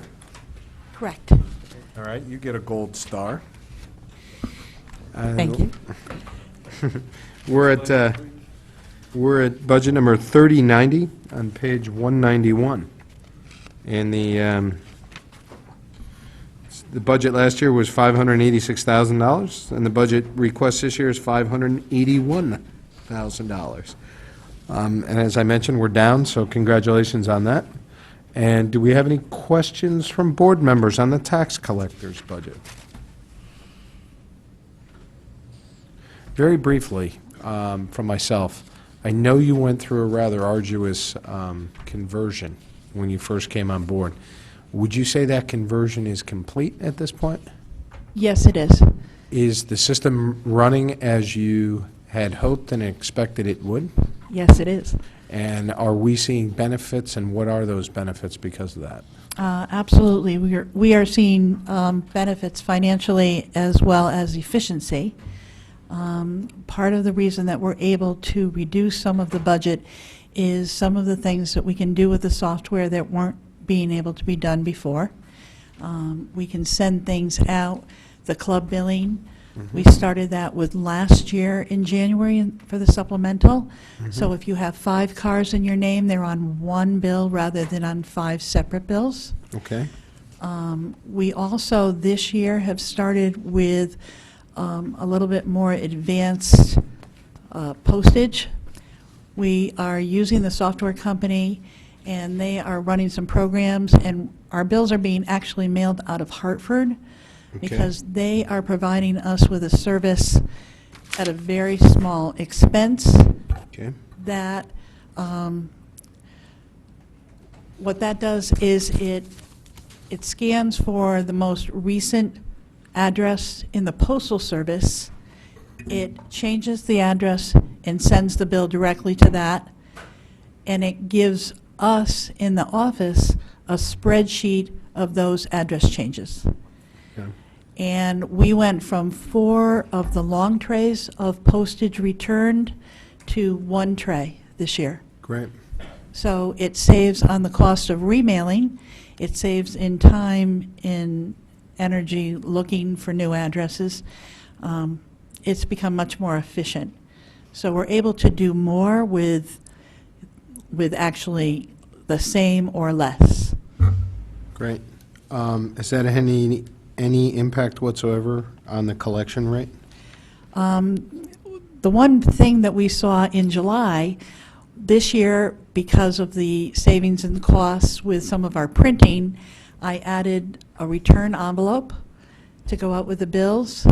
And we found in the first 2 weeks, we received $10 million more than we did in the first 2 weeks last year, because when someone gets a return envelope, they're much more apt to make a payment right away and send it in, rather than if someone gets a bill, there's no envelope, they will put it aside. This happened in the municipality that I worked in prior, which is why I wanted to add return envelopes in July. That's fantastic. Thank you for that. You're welcome. Are you involved at all, Mr. Mayor, this question is for you. Do you guys speak about the collection rate that you use, and you're comfortable with the collection rate that we're using going forward in the budget process?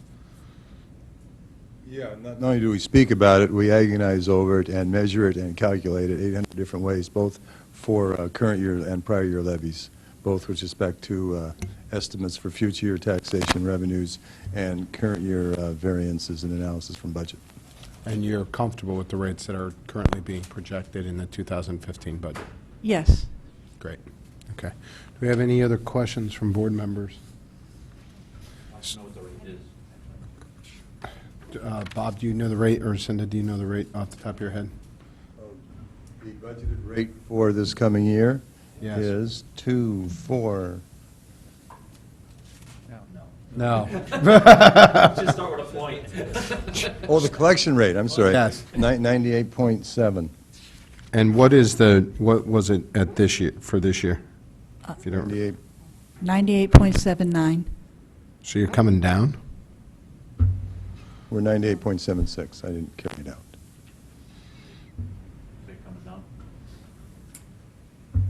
Every thousandth of a mil is $109,905. Okay. So when the budget is in between a number in there, like for example, if you increase the budget, sometimes you can increase the budget by $110,000 and have no change in the mill rate. And sometimes you can increase it by $1 and have a change in the mill rate by so yeah, so it's So is it coming down? so marginally, yes. But not by choice, by mathematical calculation. Well, we will have that discussion at a later date. Yeah, you can't, as we had that discussion last year. You cannot set the mill rate. You can set the budget, and then the mill rate is set based upon how much money you want to the grand list. And what your collection rate is. No, the collection rate is a fallout number. You can't say, well, you could say. Let's see if we can fall it out a little higher. How's that? All right, I don't mean to belabor the point, we'll get to it. No, I it's just an wanna make sure. interesting conversation. Yeah, all right, thank you. Anybody else? Just, can you give me that number again? The 1/1000th equals how much? $109,905, I think. $110,000. $10. All right. Mrs. McCarthy-Vehy. Thank you, Mr. Chairman, and thank you, Mrs. Buchter, for your work and your budget before us. My question is, have you found that more people are paying their taxes online, or has that number remained flat? There are more people that are paying their taxes online.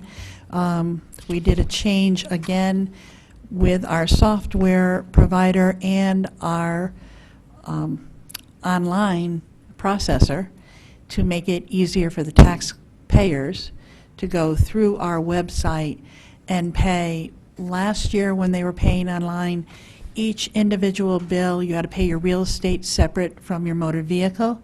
This year, you can pay everything together. You have a little shopping cart. You just put everything in the little shopping cart. You pay it all at once. It's much more straightforward. We also have added online information so that people can print out their own income tax information right off the website. You know, they can see their payment history. It's a much easier, it's a much more user-friendly site than we had last year.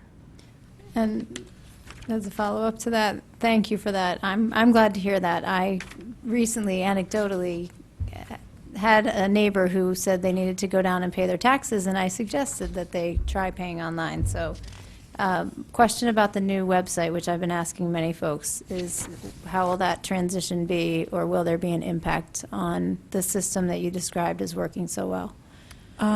We're using pretty basically the same path to get to it. Actually, I used my time between work today and coming to this meeting to test my webpage, and with a few minor changes in some of the verbiage that's on it. It's a great page. They've done a great job with it. And they're very easy links to get not only to our online information, but also to help bridge the information that they'll need between the tax office and the assessor's office. Many people don't understand the question that they're asking, which office really is the one to answer it. So Don Ross and I have worked together so that we have links on each other's page. So if you ask something, it will automatically take them to my page, or on my page, if they want to know about how to get a tax appeal, it will automatically take them to the assessor's page. Great, thank you. You're welcome. All right. Seeing no more questions from the board, we'll go to the public. Seeing none from the public, thank you very much. You're very welcome. Have a good night. Thank you. All right, let's go to the next budget, which is on page 193, and it's the information technology budget, 193 through 195. The requested budget increase here is from $1,519,000 to $1,652,000, which is 8.7%, and that is the increase that the First Selectman has approved. The departmental increase, or the departmental request, was $1,887,000, which is well over $360,000 or so from this year. So I'm going to turn it over to Mr. Leslie. Good evening. Hi, Donald Leslie, Director of IT for the town. Nice to see you again, Mr. Leslie. Nice seeing you. So go right ahead. Thank you. I'd like to thank you for the opportunity to present and review the IT budget. The net budget increase is $133,000. This increase is the net of $204,000 in addition to expenditures offset by $71,000 of the department-specific software costs, which were transferred into the departments to better reflect the department's true costs. The budget request is $1.650 million. Of that, $158 million is for ongoing operations, upgrades, and maintenance. The four new parts of the budget include: first, a network engineer for $32,000 for a half a year to support the network and the new phone system, which is part of a capital project. Second is for $7,500 for internet security testing to confirm the town's networks are secure. This is web testing from the outside towards us. Third is $10,000 for animal control software, which the IT department created in the late 90s. IT wants to replace the software because it has become hard to maintain and repair. New off-the-shelf software would also help to improve the efficiency and the functionality of the departments. Fourth is $17,000 for a new piece of VMware software called Site Recovery Manager to help us better manage the clusters, which have become more complex over the years as they've grown. The software will not only help us with ongoing manage, but it will improve our disaster recovery ability to be able to recover in a shorter amount of time, instead of hours, maybe shorter than hours, like a tenfold increase there. The total cost for these new initiatives is $66,500 net increase. The remaining gross increase of $135,000 is for ongoing maintenance and operational changes, which break down as follows. First, there is $20,000 for a GI upgrade to the town's systems. After waiting for Greater Bridgeport Regional Council GIS Group to get a new system running, we had a conference with them to figure out how to make our old system, which is out of date, compatible with their new system. That's what those monies are for. Second is $20,000 for hardware maintenance contract that is a hand-me-down from the Board of Ed, which will become available when the Munis cloud conversion is completed. This equipment is free, but we need to take over the maintenance contract, and the equipment is necessary for added processing power and storage space that we desperately need. Third is $20,000 for ChimeNet maintenance for the upgrading upgrade for connecting public safety fire stations 345 and the HSR golf course. This was done due to slow response times, limiting and sometimes stopping the staff from doing their work. Fourth is $19,000 for PC patch software maintenance that is coming out of warranty. The software is needed to keep the town PCs up to date. Fifth is $10,000 for ad hoc equipment as needed during the year. Sixth is $23,000 for miscellaneous contract changes and inflation increases, and for a total of $135,000. Included in the budget is $90,000 for computer replacements. If you'll notice on the handout that you received, if we were on a 4-year cycle, this number should be $274,000, or if we're on a 5-year cycle, this number should be $220,000 for 5 years. We are very cost efficient when we replace computers or any equipment in general. Just because I have 100 computers, and if I'm on a if I'm on a 4-year life cycle, that would mean 25 computers. I don't just sit there and buy 25 computers and drop them in place. What we do is we buy computers as we need them and as we see the need of the staff around us for new equipment. So, and we cannibalize computers and do other things. Basically, I'm frugal. I don't spend money that we don't have to. I don't, whatever.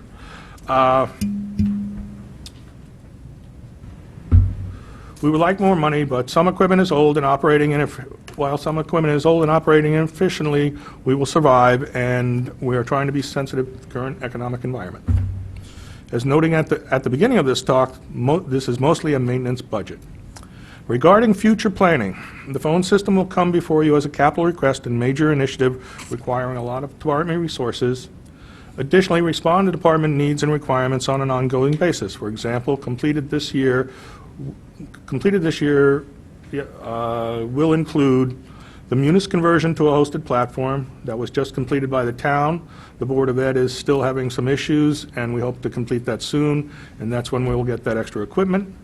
Publishing the new website, which Ms. Fahey's been talking about a lot, which includes a 311 resident workflow system, trouble ticket system, that will greatly enhance the ability of the town to keep track of issues that are not only coming from the residents, but also coming from the town staff. The residents aren't the only ones who can use it. We can use it ourselves internally as a workflow ticketing system. We finished the active network software upgrade for Parks and Rec. We are working on right now connecting the PD to the criminal justice system in Hartford for a shared LPR, which is a license plate reader system repository for the surrounding areas. They're working together in conjunction with the other towns so that if someone gets picked up in Westport, they'll go into the system with the LPR system, and it's the computer card with all the cameras on it. And then so Westport stuff will go up, Fairfield stuff will go up, and other towns will go up, so that if the person goes down the highway and does something else and they catch him again, they'll find out that the guy was, hey, half an hour ago he was just in Westport doing the same thing.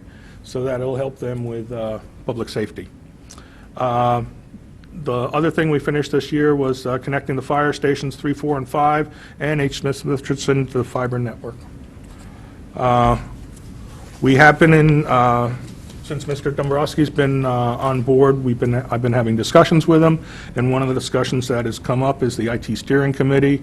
It sort of got lost a little bit because of just everybody being very busy, but we both agree that it's a very important thing, and we're hoping to start it up again and get that working well.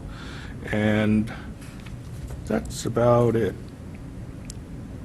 Thank you, Mr. Leslie. Thank you. Questions, comments from board members? Mr. DeWitt. Thank you, Mr. Chairman. So, thank you for the update to this. Is very helpful because a lot of these numbers have changed from your original submission. So thank you for that. Yes. I guess my question is more directed to the first selectman, in that this budget has changed probably more significantly than any other one. Could you, maybe it's just a quick overview, right? What's your thoughts or your rationale behind the reductions that were made in a 10,000-foot level, right? Probably at two levels. One is making sure that we needed to spend the money and we needed to spend it this year. Second, having a kind of a sound rationale for doing it and looking at what some other options were. In one case, I believe there was an item in here that really fit better within the capital project budget.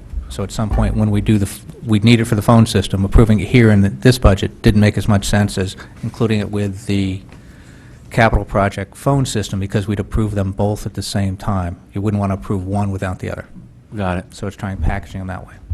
I believe we adjusted the, again, the network engineer to make it probably more in line with when we'd be further into the system for the phone system.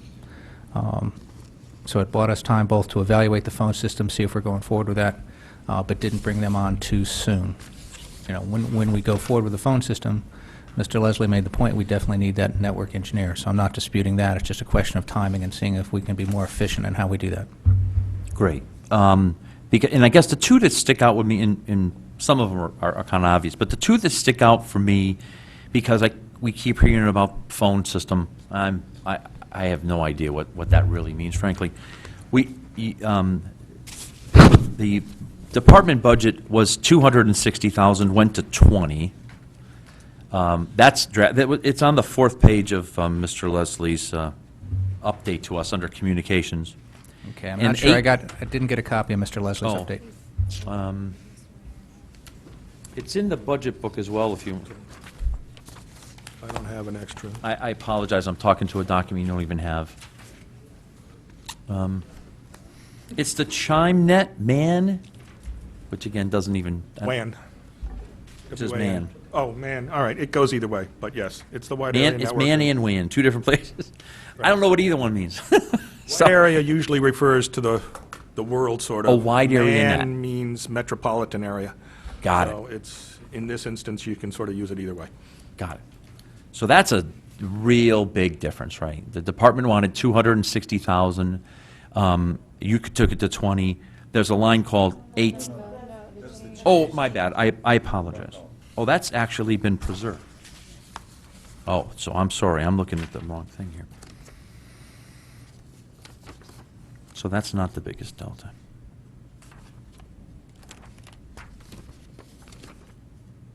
No, I guess I've hit the biggest deltas. All right. Then thank you, Mr. Tetro. Other questions, Mr. Becker? While we're in this salary area, just, you mentioned the network engineer. So it's marked in here as 1, but it's actually essentially half, because we're half funding for the year then? Mm-hmm. So, okay, so the funding level for that person would be at the 66,000 after that? Yeah, in essence, the dollars are for half a year, but it is one person, so it's not like, we're not adding half a person, we're just adding one person, but for half a year. So there's a dollar impact, but from a headcount standpoint, the headcount's still going up by 1. Gotcha, okay. But that person, I guess, that person is more for a project that they're being brought on for. So I guess I'm a little, No, I'm this curious. this is, it's for the person to be here to understand the new system as it's installed. For an IT person, it's very hard to walk into a system and just start taking care of it if they haven't experienced it. So if like the financial system, I wish I was here for when the financial system was purchased and first installed, because I'd understand the inner workings of it better. That's what we're trying to do with this phone network engineers, get them in here in the beginning of the project. You know, we're delaying it 6 months because we figure that's how long it's going to take the consultant to work, to get the RFP out, and to get some people, you know, to get the project together. But once the project starts, that's where we want the phone network engineer to be on board, so that he sees it, he'll work on it, he'll manage it with the consultant, and bring the system online. That way he'll know it intimately, because there's nothing worse than a guy to walk in, having to work on a new system, not know it well, and it's running and it's a production system. Whenever you do that, you'll touch something and it'll blow everything up. But if you know the system intimately, it makes a big difference. This system, it hasn't been purchased or ordered or anything to that extent. We've been told in the past it could be, I think it's a several million-dollar project, which means it's going to come to us for some form of approval. So I guess just one concern that I'm seeing with that right off the bat, and I more direct this, I think, to the first selectman even than the IT director, because we're concerned, obviously, with headcount. I see us phasing it, things like that.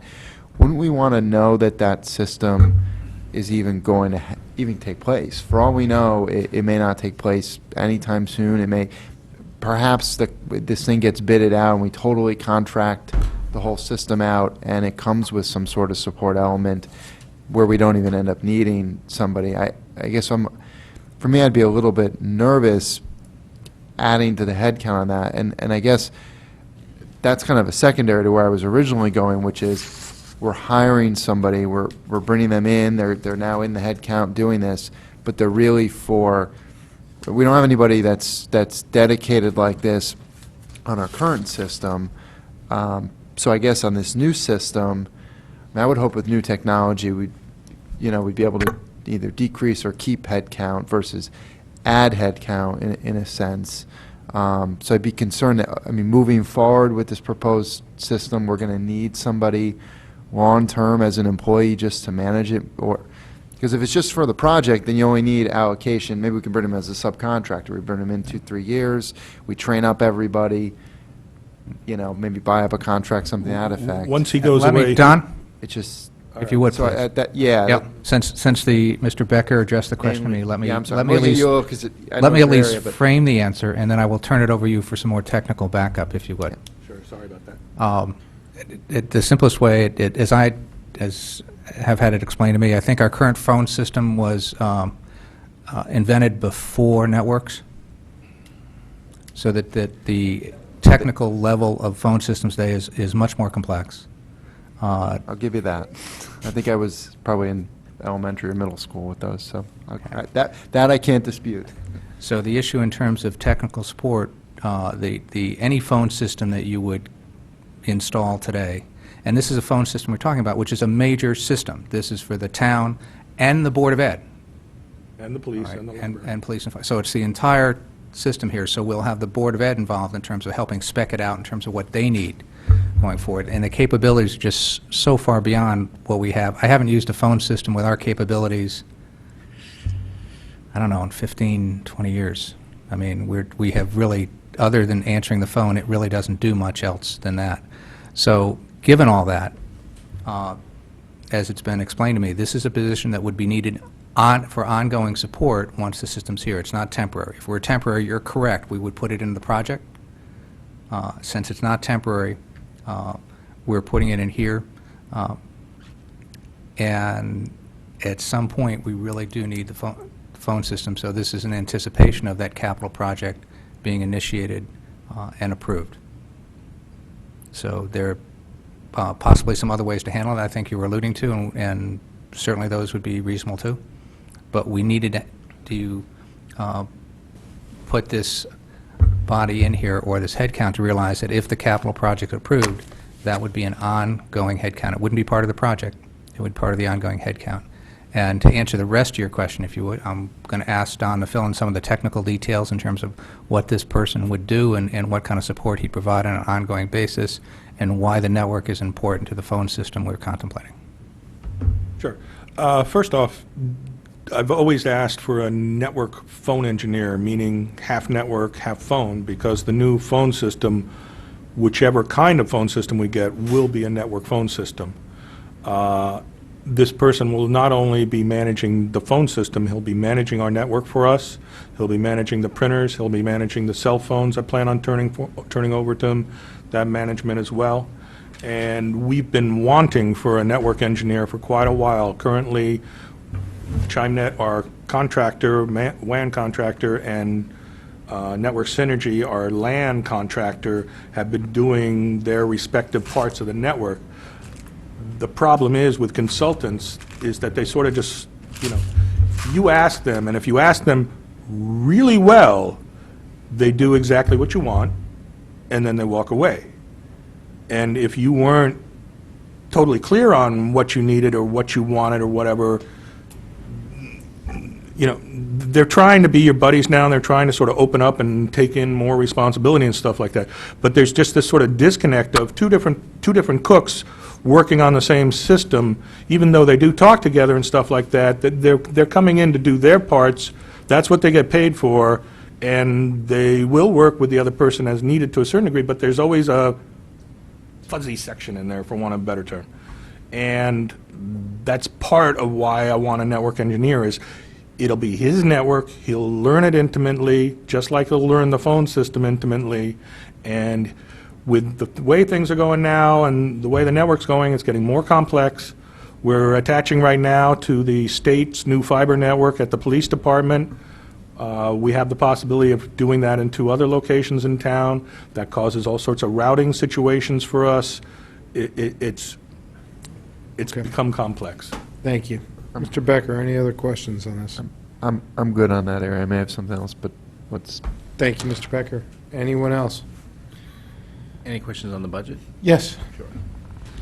Ms. Lozzi, have you ever worked at any organization where you went through an installation of a new phone system?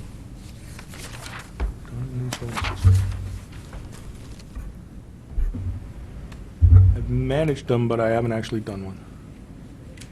Okay.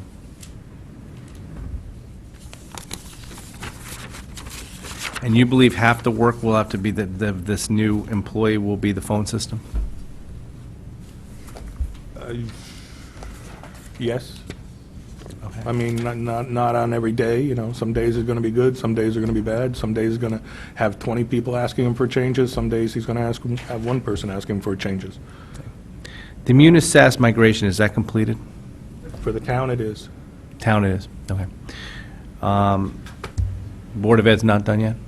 No, we tried to go both at the same time last weekend, and they had some glitches that stopped them from going forward. When's that going to be completed?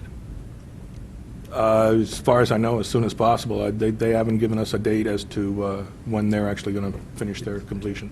Is the town using servers, any of the servers any longer to put in any information on there regarding Munis stuff on the town side? Say that again now? Are any of the servers that were being used to store the Munis data being used anymore on the town side? It's a single system. It's a single system with two databases in it.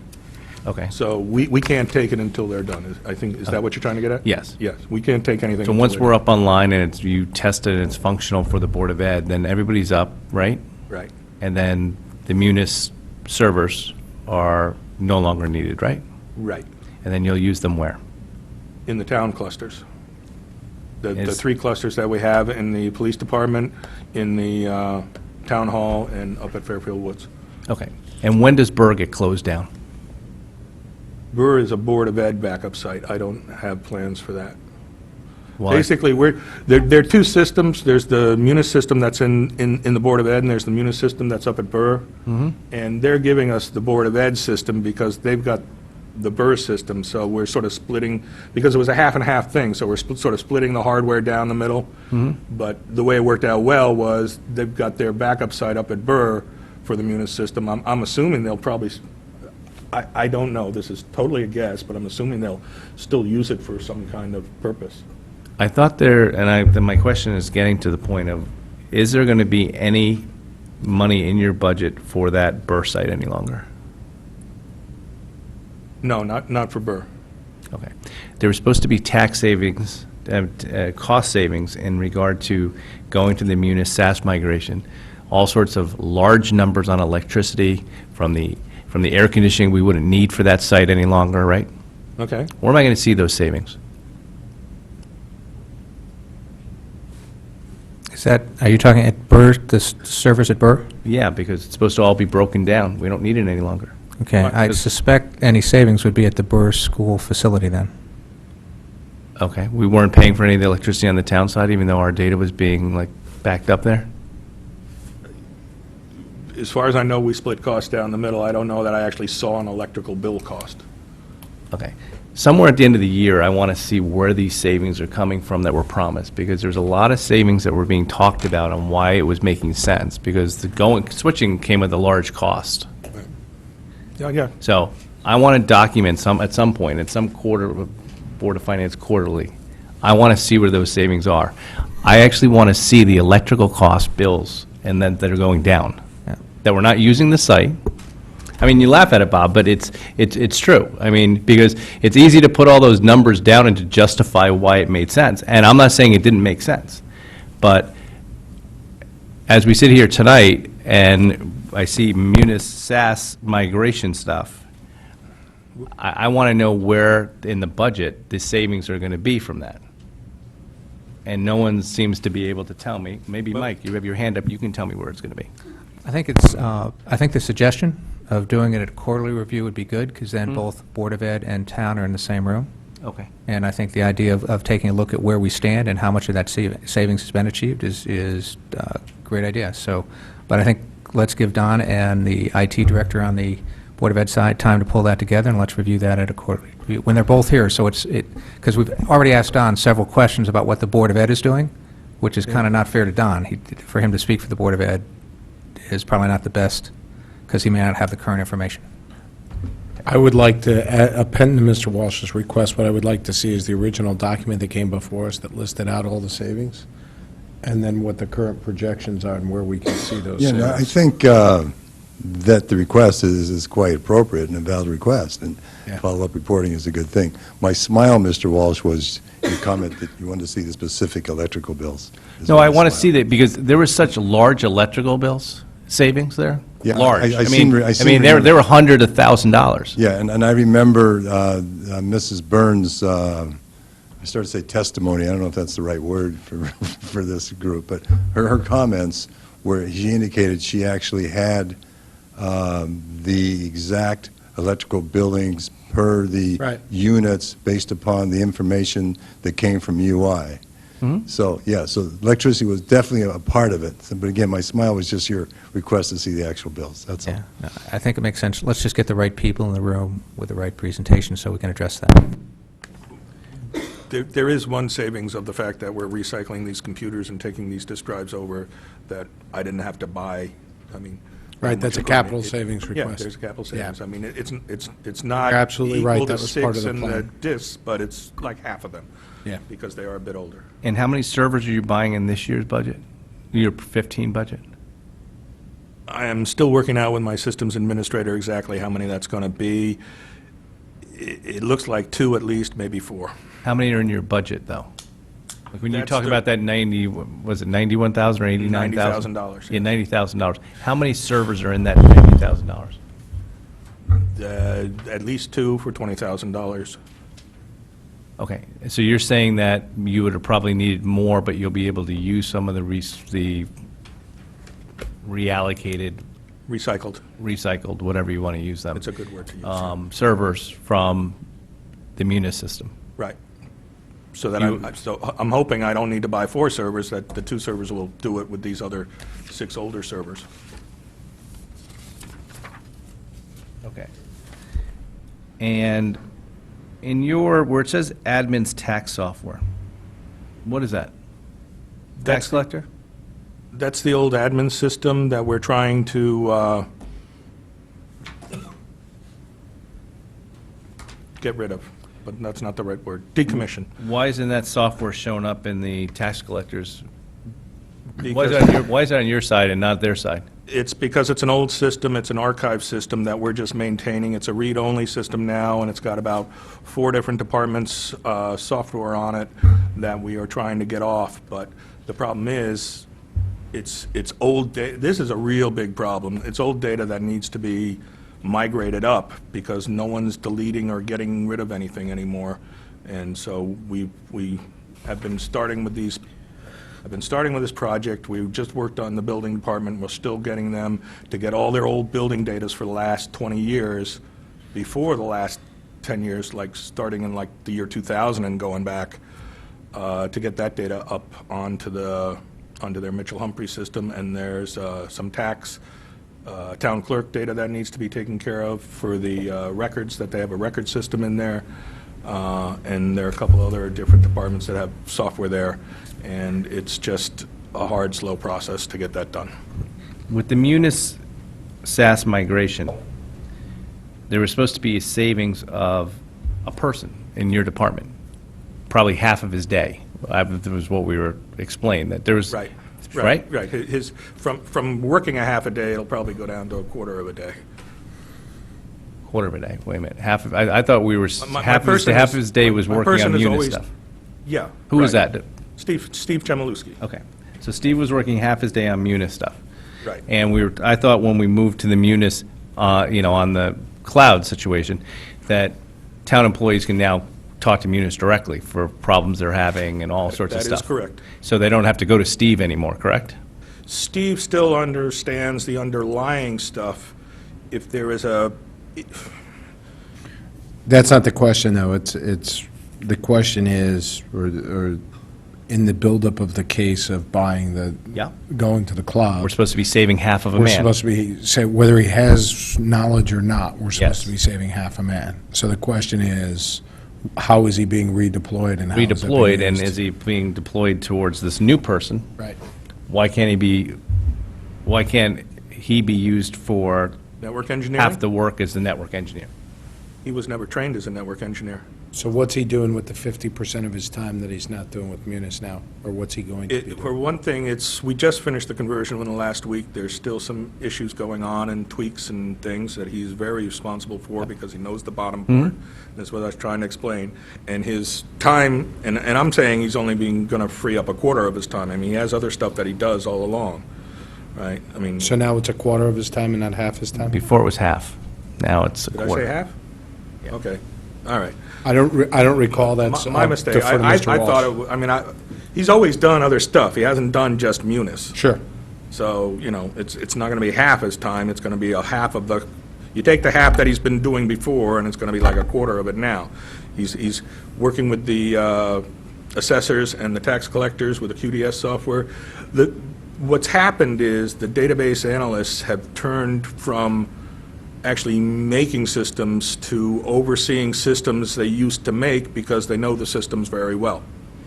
And so that's what's happening here. So he's still going to manage the Munis, but we're hoping it's going to, time-wise, get down to a quarter.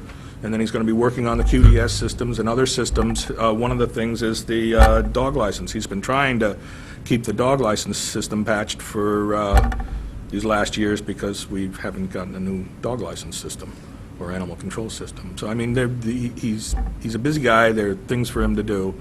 And, yes, the Munis should go down. So I'm talking about your upcoming budget for July 1st, starting the 15 budget. He's going to be working primarily, well, you're saying he's still going to be involved in Munis for a quarter of his day. And now he's going to be working on the dog license patching to keep that together, to hold that software together. No, I mean, if we got a new system, he was responsible for the system as it is now because it got dumped on him because the guy that was there before left. Right? Same thing with the phone system, got dumped on my other database analyst because the guy before him that was a phone system guy got let go. Right, so now Steve, the Munis is going to shrink down his work. He's going to keep an eye on the animal control system that he has. He's going to keep an eye on the Mitchell Humphrey system that he's been working on, and there are any number of other things that he works on that are similar. All right. I'm just surprised at the efficiencies we were sold once again with this whole Munis thing. And I think we're all going to have to, at that quarterly meeting, pull that document together, talk about it. Maybe some of us will review it on Fair TV and see what we got versus what we were promised we were getting and the savings. And we're early days now. This is a new conversion. Yep. We should be done by So- July 1st. Right. Right? Yep. Starting a new budget year. Yep. Yeah, as we said, I think that's a very reasonable perspective to take. I think that we need to take a look at what we've achieved, kind of any sort of actual versus budget analysis. I think it was broken out, and we'll compare to where we are and see what's happened. Some of that might be, you know, if there's certain things that slowed it down, it might trend for a little longer. But let's take a look at what the facts are from both the town and Board of Ed side and just see that. I think that that's kind of where we started this conversation. I think that's a good place to go. I think what we should also do is see how that, that savings was reflected in the 2015 proposed budget. And see, you know, where it is in the budget, what's been built in and what hasn't been factored into the budget, if there's things that haven't been factored in. Yeah, I think that's what, as I understood it, that was the purpose of the Well, quarterly no. review and what the comparison No, was. because the only problem with that is the quarterly review is going to come after we approved the budget for 2015.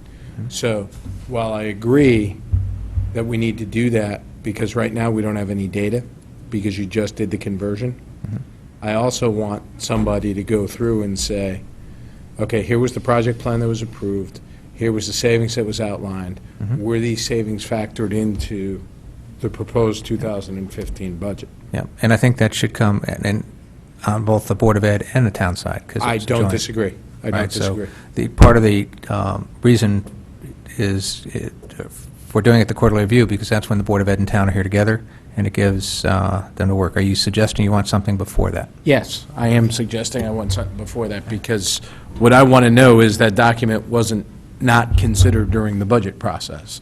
I want to know that that document was considered, because presumably we all knew that by July 1st, Munis, the new system would be up and running, right, on the SAS. So were those savings even considered in 2015? As to whether we're achieving those savings and how it's progressing, totally agree we need to wait for a quarterly review. I'm specifically talking a follow-up of, was it considered in the budget? So you're making that request to both the town and the Board of Ed? Yes. As part of that? Yes. Yep. And I'm sure the Board of Ed, since they're looking at a proposed reduction, I'm sure they're going to want to see that too, to see if they can save. Yep. All right.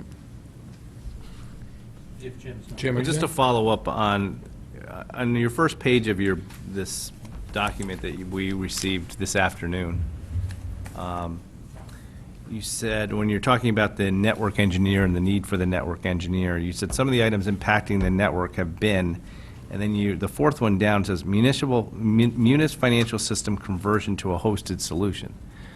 I was under the impression that once we put it up on the cloud and we bought the Munis services of their people to deal with our townspeople, it was actually reducing the use of our network.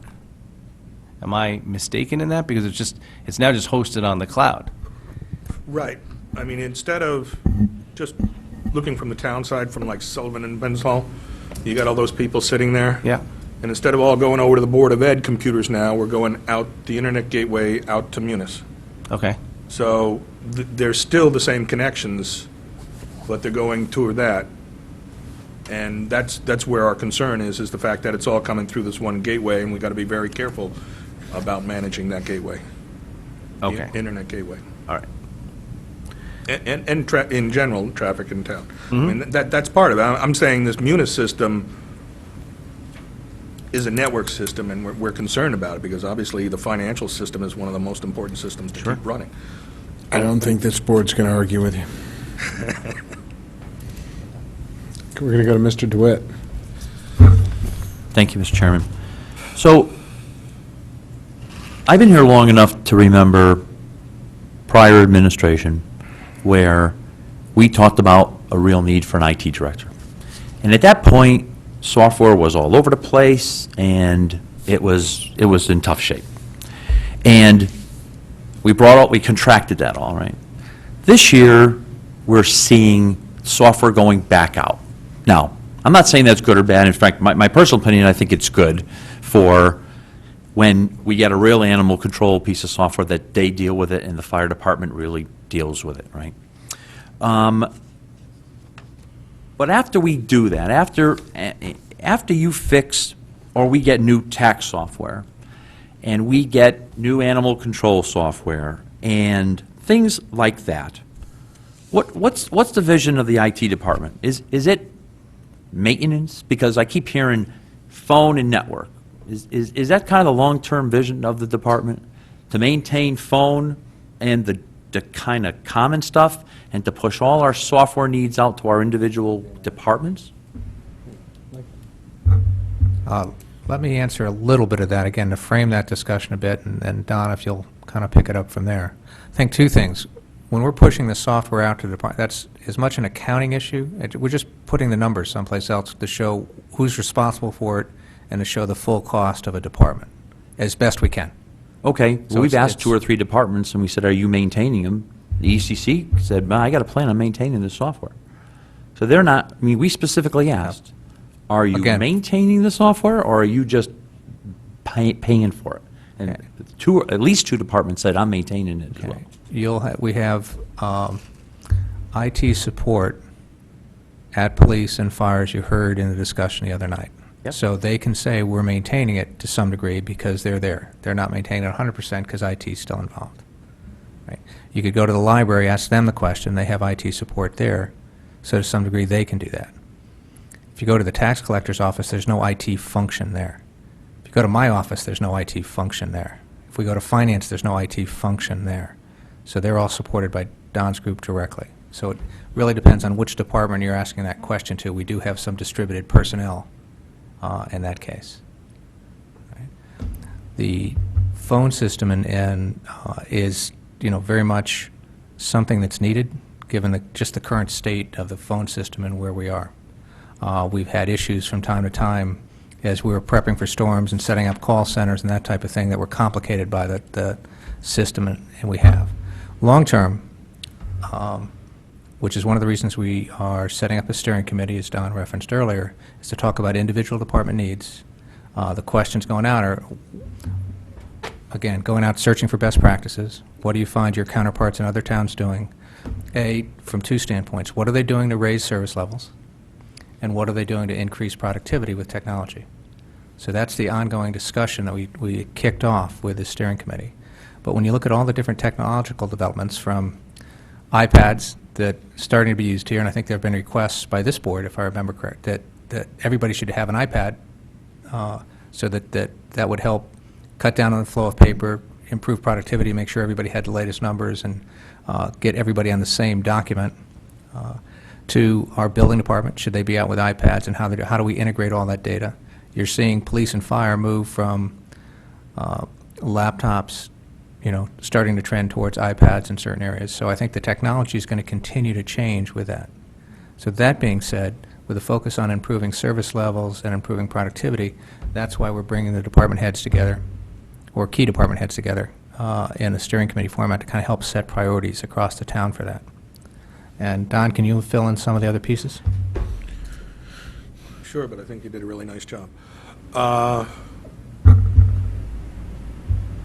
The industry, like you sort of said, is swinging. It swings back and forth. I mean, it used to be, AT&T had everything, and now then it went to PBXs and everybody doing their own thing, and now a lot of it's going back, which they're calling a hosted system now. So it's more market trends of how things are going. With software, the market trend at this point in time is outsourcing, because the vendor has a better control over their software, so they can deliver to you a better service than if you have the software sitting in your thing. Yeah. So, Don, thank you. The reason I cut it off is, and I'm not trying to be rude, is, we've had this discussion before.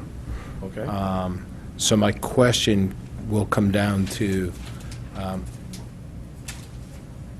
what's going on with the steering committee right now? I've been in discussions with Tom Dombrowski, and we're going to be starting it up again soon. Starting it up again, when was the last time it functioned? That before Christmas time, like in November, I think it was. What kind of progress has been made by that steering committee since last year budget time? We had two meetings. Mr. Tetro led the meetings, and like he said, we did a poll of the outside people and what they thought were their top priorities. Okay, so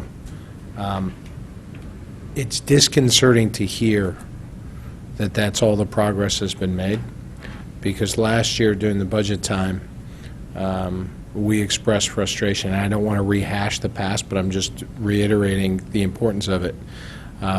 This board expressed frustration of a cohesive overall plan and of the steering committee not being fully functioning at that time. We revisited those discussions in the September timeframe, I recall, and I might have the times wrong. As I get older, my memory goes, related to moving monies out of contingency so that they could be allocated out to support some projects, including the Munis project that Mr. Walsh referred to, as I recall. And now, as we sit here, the steering committee's met twice. It seems as though we're not much further along now than we were last year at this point, as I sit here and hear the conversation. That's what I'm hearing, right? And that's a frustration I have, because it doesn't say that the message that we sent last year regarding our concerns was a top priority as it relates to IT. Because I think what you're hearing is people that want to invest in technology, because we understand that technology can be more efficient and can provide a better result, but we want to know that there's a comprehensive plan, and we want to know that it's being managed collectively, and I'm not hearing it. And am I wrong? Are others hearing something different? So that's my concern right now, as I review the budget. Okay, I can appreciate that. Yeah. So I just wanted to go on the record and say that.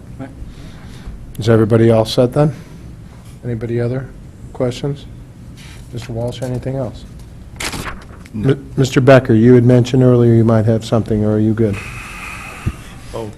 No, I think I'm all right on the question, and I agree with you. I've been vocal over the years, as have I think many here. I'm a believer in technology, and it's frustrating to find kind of the state of it, to just kind of be stagnant in this town, and at least certainly be apprehensive of committing additional funds with kind of the lack of kind of a real plan and whatnot. So I appreciate the chair's comments. Certainly that's where I'm coming from. Thank you. So thank you, everybody. And Mr. Leslie, thank you for coming tonight. Seeing no other questions from board members, anything from the public? There is more to this presentation. There is. All right, so I will defer to Mr. Leslie in terms of explaining what that is. Yeah. I will do a very brief introduction. Fair TV is in my budget, and Fair TV is in a crisis at this point in time, and I'd like to invite Mr. Kennelly up to talk about it. You can. I'm going to consider this kind of separately. Please, Mr. Kennelly, come forward. You can have a seat up here. But are there any questions or comments on the general IT budget as a whole? If you don't mind. Please. Mr. Hurley, how are you? This is Mr. And this is on the I'm general. Bill Hurley, Bill, how you doing? engineering manager, and in the interest of time, if anyone will permit me to just say that the engineering department supports the IT's request for the GIS upgrade. Some of How much is that, Mr. Hurley? $20,000. Some of the town hall departments are operating on, their operating systems and licenses are over a decade old, and with Greater Bridgeport Regional Planning completing a new GIS system. We do need that upgrade to be able to receive their information and then update it and do the data input, because they're going to basically be handing it off to us. So that's all I have to say. Thank you. Thank you very much, Mr. Hurley. I appreciate that, and thank you for staying tonight. Mr. Kennelly, welcome. Please walk us through the Fair TV crisis, as it were.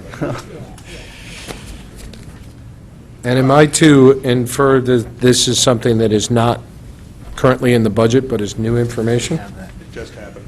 Yeah. Yeah, I think we just got Before we this. start, where is this in your budget, Mr. Leslie? It's not in his budget. No, but I mean, where is Fair TV budgeted Oh, today? sorry. 3 line items, $20,000 for fees and professionals, Uh-huh. $2,500 for maintenance and repair. Sorry, and- 20,000 fees. Can we, is there an extra one? And $2,500 for maintenance and repair, and $2,500 for special department supplies. Special department, hold So on. a total of $25,000. Got it, thank you. Well, I heard that Jerry decided he'll work for free, so this is problem solved. He's worked tonight. for free. He's worked for free before, I heard Mr. Jerry got Chairman, a is out the raise. tail. I heard he got a raise. Well, first off, let me say to the board, thank you very much for seeing me, and I'm in a position where, as Jim Kennelly, Fair TV, Chairman of Fair TV Operational Committee, Yes.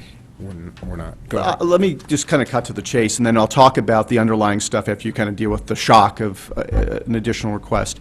For the last 2 years, Fair TV has received a stipend from the town of $25,000 to provide the coverage you're used to, and that coverage being live and recorded. For example, this meeting, I was actually at my house, seeing how you're all doing before I came down tonight. In order for you to see live meetings of the Board of Selectmen, the Board of Finance, the Board of Education, to be able to see these joint meetings, et cetera, recorded meetings of the Town Plan and Zoning Commission on a regular basis, and then other kinds of town events. The total budget for coverage is approximately $49,000. It's $49,450. So essentially, for the last 2 years, about half of that budget for content has come from the town and from a stipend. Now, Fair TV has been operational since August of 2009, when I flipped the switch from my den that turned on the server, that essentially launched the first program from the server down in the IT department remotely. Fair TV as a system is extremely lightweight in terms of cost. The kind of equipment we use can be used by a high schooler. In fact, really the strength of Jerry Spino, our system managers, really what makes him so remarkable is what he gets out of such simple, inexpensive capital equipment. It's remarkable. But then again, he was someone who was able to get the only pool video, of a landing of a space shuttle one time. So he can tell you that story. But in the 5 years that Fair TV has existed, it has only been in the last 2 budget cycles that Fair TV has requested this $25,000, because it was 2 years ago that we were able to begin to provide the Fair TV service, not just to Cablevision subscribers, but also to everyone in full on the internet. So that's why you can go back and look at Fair TV On Demand and say, hey, didn't we last year talk about how we're going to save money on something? And guess what? You can on Fair TV On Demand. Also, we also provide service not only to Cablevision of Southern Connecticut subscribers, but also to AT&T UVerse subscribers as well. So I only requested of the First Selectman and of this board that we asked for that $25,000 when it was clear we serviced the entirety of the community. The remainder of those funds come from the Cable Advisory Council of Area 2. It's a regional council that was tasked based from some legislation that was passed in 2008 that created the operational authority to allow Fair TV and other entities like it to exist in our area.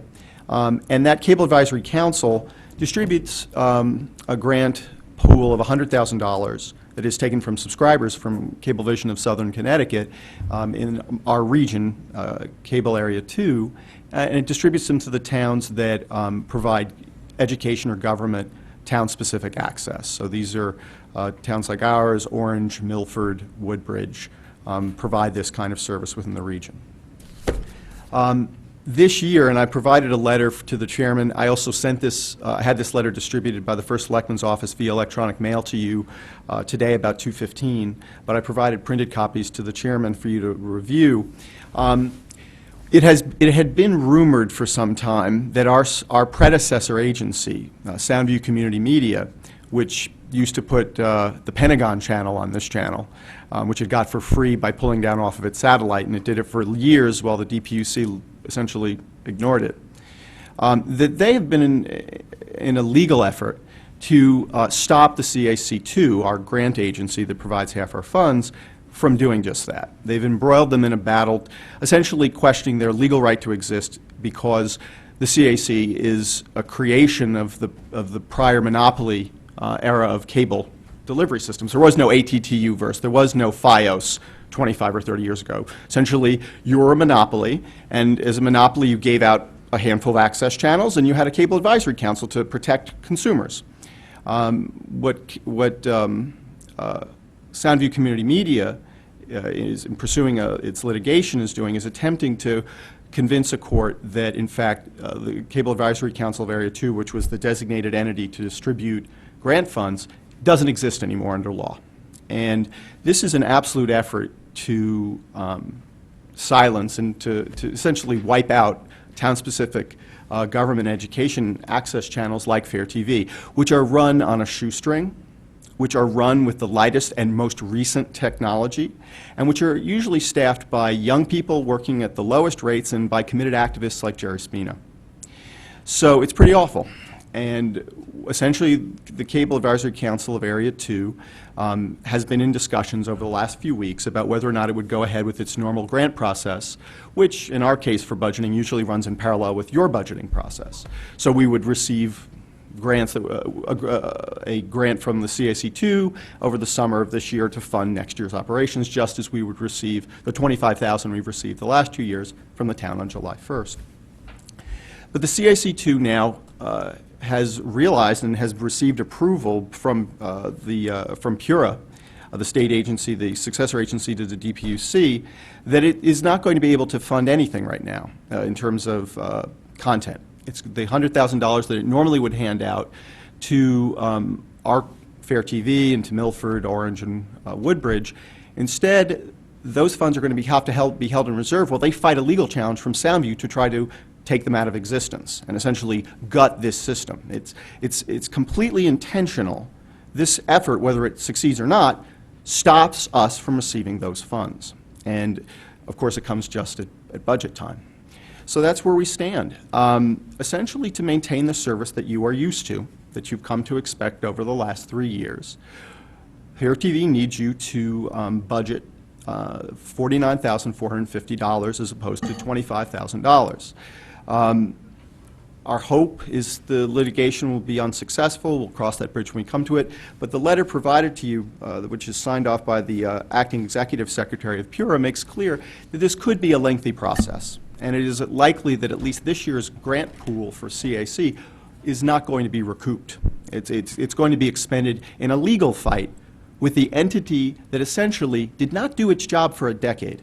I mean, and I don't want to talk your ears off. You know, I'm on the TPC. I know how it is when the 87th person comes up to tell you not to vote for the subdivision, okay? But here's the thing, guys.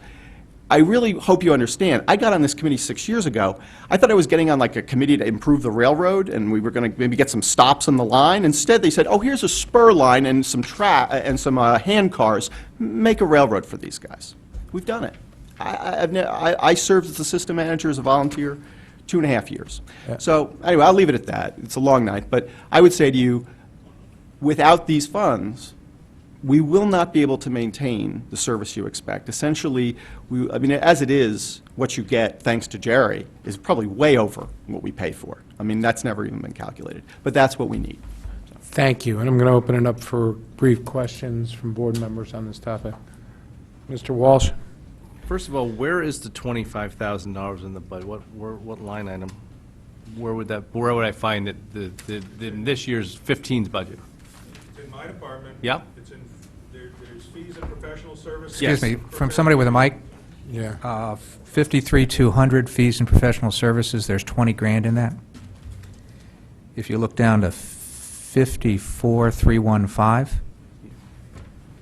54,315, maintenance and equipment of Fair TV, yep. Yep. And then if you look down to 56,145, 56,145, okay. so basically one chunk of 20 grand and then two chunks of 2,500 each for a total of 25 grand. Did I get that right, Don? Yep. Thank you. Question, but I don't want to jump in on you. Okay, so the other 20,000 is just buried into the larger fees and professional service number where, Mike, you're recommending 331. 20 grand of that is Fair TV. So what you're suggesting is that in order to hold true, we'd have to up that by approximately slightly less than like 24,450 or something. Yeah, I mean, yeah, that's what it would be. Like 25,000. Just to break it down for you, just so you understand how Fair TV, I mean, because it's not a complicated budget, and by the way, because of short notice, I can email you the details, but honestly, it's about 5 items, and what it breaks down at is this. You have for primary programming costs are $45,700. And that's essentially what we pay for the videography that's completed. And then you have $3,000 to operate, to pay for PEG Central, which is the seamless on-demand service that provides Fair TV on demand. It works with our server. It's simple, you know, but that's basically those two components. Hey, Jim, in the essence of time here. Sure, I know. Can would you be able to just put that in an email to us? Absolutely. As to what the breakout is? It's in an Excel sheet I sent to Mike. No, that's great. I mean, I will tell you, Jim, I think you guys do a phenomenal job, and the value that Fair TV brings to the community as a whole, not some of us who are looking back for historical matters, which is definitely necessary, but it's an invaluable resource. I think it's changed our budget process by the number of RTM people who would normally be here, who now have the ability to watch it from the comfort of their home, whether it be tonight while it's actually live or at their convenience on a weekend or something else like that when they have time. And also allows the public to do the same thing. So I can't imagine it not being here. So it's become that ingrained, I think, in our municipal government. So somehow we're going to have to find those funds. I hope so, because this board stands above all else, I'd say, in its institutional capacity for transparency. That's what you essentially hear. You act as the guardians of the public purse. So for all of you who believe, I'm sure that's part of the rationale for your service on this board, I think you all understand how crucial this level of transparency that's added, Fair TV provides. Anybody else? Mr. DeWitt? Administratively, how do we, maybe for Mr. Mayor, how do we pay Fair TV? Do we cut them a check every month, or do we write one big lump sum in a given year? They have specific line items in the budget, Yep. and we get money from the state organization, and then we process the checks out of the budget line items. And Mr. But it's one big, let me tell you why I'm Mr. Leslie asking. does the POs, his department's responsibility. Right. I'm asking because if it was not one big sum, my thought is that we could put half this money in contingency, bet on the come that these guys are going to settle early, and then we won't have to deal with it if it was a monthly thing. If it's a one-time thing, that really doesn't make a lot of sense, right? Yeah, no, we pay it, like we pay Jerry's salary and every other week or every week, and so it comes through on an ongoing basis. Got it. Thanks. I want to concur with Mr. Walsh's comments, and funny, I keep this here, and sometimes we have board members who can't attend for one reason or another, and they might text me their questions. Yeah. And as I've sat here and you've been speaking, I've gotten texts from citizens saying, you know, as I sit here with my glass of wine, don't cut Fair TV. And I'm very jealous about that. Them. Yeah, very jealous. Two points, or really one comment. So with this, you're going to be getting more money from town government. Right. Let's assume, for this.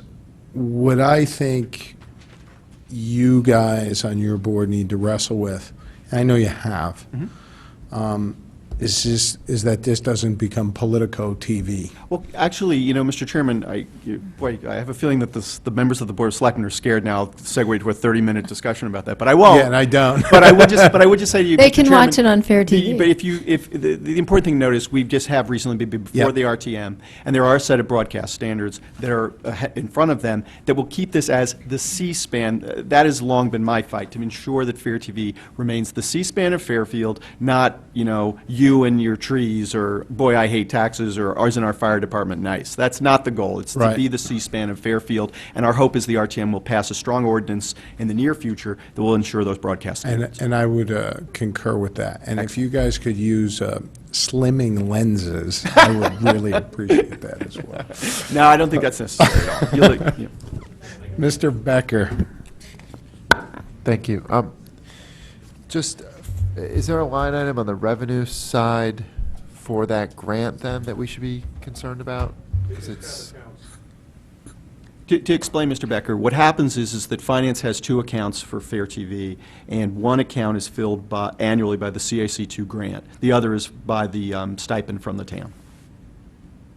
gotcha. Okay. So in other words, there's So no there's- loss until it appears. Yeah, there's nothing. Yeah, it's not as though we haven't budgeted ahead that we then have to, you see what I'm saying? Okay. We're Yeah, no, I'm anticipating, looking right, for we're some- anticipating just- those dollars coming, but just no, there would be, making sure there's we're no aware loss. of- Right, there's no net loss at this time, but anticipating the fall. No, you're we just won't trying to have- find out where it is in the budget. Oh, I see. right? Yeah, Yeah. where the money comes in the budget Can you guys get an book. answer to Mr. Just- Becker and us as to if we do get funds, Yeah. if we have in 'Cause- the past from the state? Yeah, whether- because sometimes when they're not on the budget book, then they come to the board for Understood. the approval, and I don't remember that, so I just want to, I don't need an answer tonight if it's not, but Great. that's it. Any other questions? Oh, yes, I'm sorry. Ms. McCarthy-Vey, my apologies. Thank you. This is with regards to the letter. I hear that you're asking for more money to ensure that the system can be funded, and I would concur with both Mr. Walsh and Mr. Flynn. I've sent messages in where, about the sound, I remember, at this meeting. The point or the question that I have tonight is, I'm not hearing back from the Cable Advisory Council yet. None of us are, because this letter is dated March 17th. So what we read in this letter is that they may use 25,000 of their 100,000 for the legal fees, but it's unclear where the remainder of those funds will be used, and if they will, in fact, go forward with any kind of funding with the let me- remaining 75,000. Sure, let me explain. I have here an email that was provided, and again, I'll provide this electronically to the board as additional backup is requested, and to you, Selectwoman. I received an email yesterday evening from Ron Davis, who serves as the chairman of the Area 2 Cable Advisory Council. And he says, Jim, I apologize, the CAC's decision as to the status of the annual grant funds has not yet been made totally clear to you, nor to any other towns. We've been waiting for Pura to acknowledge and approve our intentions. We have withheld such notifications, that is notifications for grant requests, to receive the Pura reply. Coincidentally, the reply was received yesterday, and you will be receiving a formal notice from us in 24 to 48 hours. In the meantime, I can tell you that Jerry Spino's representation of the situation below regarding the ongoing status of the CAC funds from Cablevision is quite accurate. And the description we were provided informally in the wake of this was from Jerry, who's a representative on the CAC2, is that until further notice, funds meant to be provided for towns providing town-specific education and government access programming would have to be used, at least in part, to fight a legal challenge from Soundview Community Media. CAC2 has decided that, quote, freezing the grant funds process would be the best policy until it is clear how much of the 100,000 usually distributed to towns would be needed to fight the legal battle with Soundview. I would note, too, So, let may me just I- finish, just to Yeah. answer your question, Selectwoman, that fees run, that in addition to the 25,000, there will also be, I believe also, there will be additional $10,000 allowances. It says, therefore, the authority will allow the council an initial $25,000 for 2014 legal expenses. Once those funds are exhausted, the council may request additional funding from Pura limited to $10,000 per request. So in other words, from the remaining $75,000, a drawdown of 10,000 as needed. And I would say, without dwelling on it, that you have to understand that Soundview Community Media views Fair TV and these other town-specific entities as an existential threat. They keep the lion's share, $600,000, of the $700,000 that is raised in PEG fees. We only get 4 towns, $100,000 to divide amongst us to run the P and E channels. So all I would just say to you, Selectwoman, is I think that this is clearly a strategy that is going to be a lengthy legal process. So at this point, the decision by the CAC2 to freeze the grant process, to not even take application for this year, would indicate to me that we're not looking at a $25,000 cut or incremental cut, but we're looking at a lengthy legal fight with Soundview that may go into the next year's grant process. So I think even discussing, raising the issue is probably not productive in this situation, but that's my Well, take. when I heard you say that they were freezing the process, And they are indeed, that as the does chairman of the answer CAC2 question. confirmed to me last night. Thank you. All right, we'll go to the public for any comments. We'll come back to the board. Mr. Mayor, do you have something? Yeah, the answer to the question on where the revenues show, you don't see them in your budget book because they flow through a grant fund. There's 2 grant funds, one for education and one for operations. No, Total government. this year. Government, it's two channels. Two channels, right, I'm sorry. Okay, and, So that's not a general fund item. okay. It's a grant fund item. Goes directly to the organization, not to, No, it comes to the town right. through it's but in a flow-through. grant fund as opposed to the general fund. Yeah.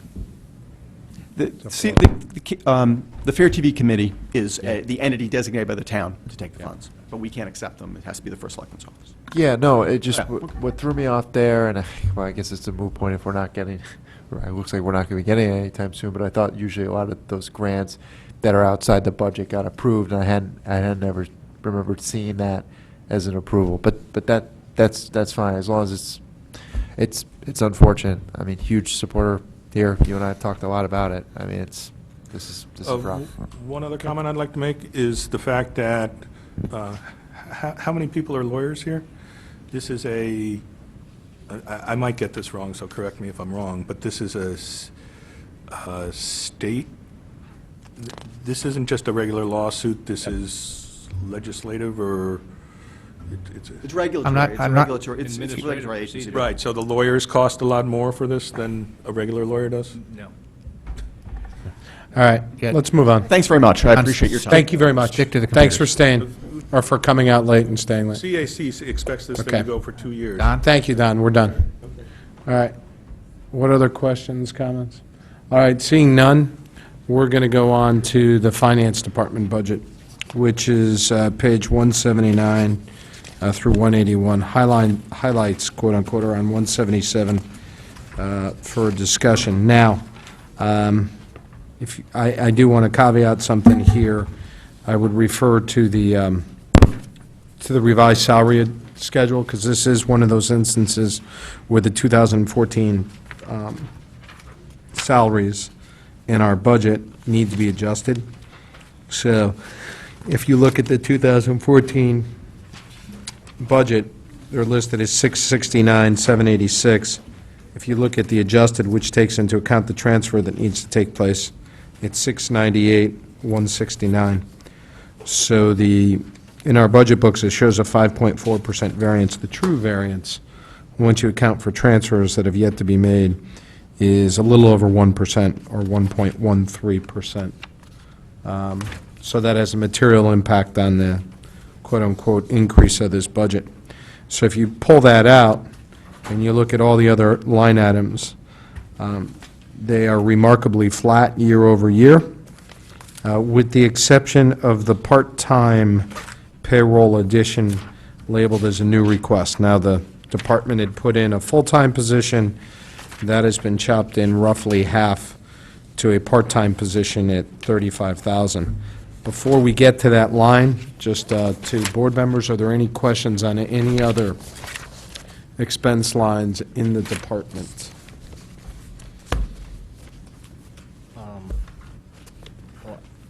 Regardless, I mean, I was looked at this document that, I guess, that you were requesting.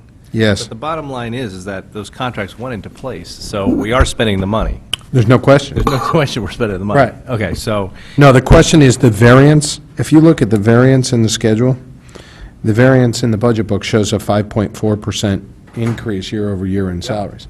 The reality is, the 2014 budget number is understated to the extent that the transfers weren't made from the contingency account to the salary line items. okay. When you affect those transfers, you restate the 2014 budgeted expense, Yeah. right? And you can see that the year-over-year incremental increase goes from 5.41 to it's actually, and I got to pull out the right, it's 1.13. Okay. Okay? Yeah, right there. So I'm not saying that the 2015 budget is inappropriate for the contracts. I'm saying that the 2014 budget in the budget book is understated because it doesn't take into account the settled contracts that are already in play within 2014. Okay. All right? Said another way, right? So the final number at the end of the budget is the same. It Having, won't- having this data isn't going to change the big number at the end of the day, but what it does is just show you that out of 5.5% increase, 4.1 or whatever the number is, was transferred in from a previous account, and that the actual impact on the year-over-year is 1.1%. Correct. Right. Correct. Are there any questions on any other expense line items before we go to the new position and salary here? Mr. Becker, did you have something? I mean, just on that, I mean, the sheet is helpful. It's just that, I mean, one of the things going through the budgets, I mean, some departments are coming in and saying, well, you know, we're flat overall, we're only up 2%. Realistically, they're not. I mean, it's just, we're probably going to be dealing with this for a couple of years now with the way the contracts are dragging out. It's just, it's still just really hard to really grasp without just sort of backing in your estimates and all that. I mean. Well, these are we're on our own, actuals. but These are actuals because these are settled contracts. These are for where the. But the fire department goes in the opposite direction. You're absolutely correct. And yeah, I mean, there's a number of them that are, You're that are correct. now marked at 13. So this sheet's very helpful in at least not being able to level it out and sort of come closer to where we're at. So I appreciate, you know, on that, and I'm just saying it in a lot of places because you're This still helps. dated. These sheets only help where contracts have been settled. Yeah. And restating 2014 budget for settled contracts. These sheets do not help, to your point, where there's contracts that have not been settled for several years, and you're still comparing what's pretty much flat year over year, Yeah. because neither 14 or 15 reflect salary increases that will be retroactively made once those contracts are settled. Exactly. Yeah. You're absolutely correct. Right.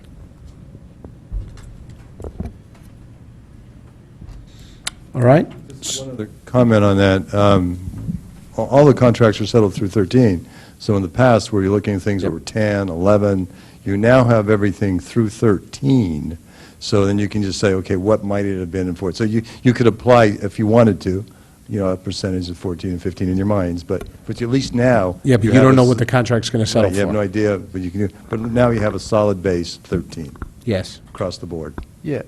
No, and that's why I'm That's headed 2 it. years old. Yeah, exactly. I was just noting that, you know, that some departments that come in, if you look at it, it looks, oh, wow, you're flat, or you're only 1% up, or something out of it. You're not really. I mean, the money's sitting there, it's going to come in. It's just, it's more a context thing. But I mean, but it is, I'm glad that you're, you know, asked you guys to do it, because it's definitely, it certainly helps bring it closer and a little easier to run those other Yeah, calculations. and this wasn't extra work. Had to be done anyway when we do the transfers, true up the Exactly. accounts. Okay. Let's turn to the request for an additional person, which I know is the driver of this budget increase. So I'm going to turn it directly over to Mr. Mayor. Well, first of all, if there's, the plan here tonight is to have, if there's any questions on the revenues, those will be addressed by Ms. Gardner. And if there's any questions on the expenses of new staff, those can be addressed by the controller. With that said, though, are there any questions on the revenue side? Do you want to start there at all, or? You know what, we might have to defer that to another night and go through it again, just because it is 11 o'clock. Okay. And I want to make sure we go through this, okay? Is that okay with everybody? It's not like Mrs. Gardner's not going to be here on the other nights when we're doing that. All right. He asked you to come another night. Go ahead, Mr. Mayor. All right. So, one of the documents that was distributed, which if you don't have with you and would like a copy of, we have several copies here, was a document put together by the... Can you pass those around, please? There are a couple people who don't have them, so if we can. Just pass them down to Linda and we'll take them from there. Oh, thank you, Christine. Go ahead. I'll wait till the documents are... This thing, right? Thanks. Thank you. Thank you. I have it on my phone, but easier to see this way. So, I think maybe the best place to start is maybe at the bottom. In the last year or so, and this document was put together by a combination of Caitlin, Linda, and Connie. In the last year or so, there's certain things that the Finance Department has taken on that were not part of the duties and responsibilities, or at least the activities of the Finance Department. Some of the easy ones to talk about are developing the accounting system for the pension plans and the monthly cash flow projections, and same with OPEB. Obviously, the capital plan and document is now project-specific as opposed to averages, and goes out.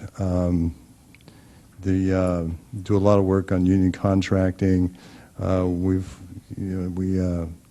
It is their belief, based upon their history, that the recent years has been a increased level of inquiry coming from the various town bodies, which takes time and energy.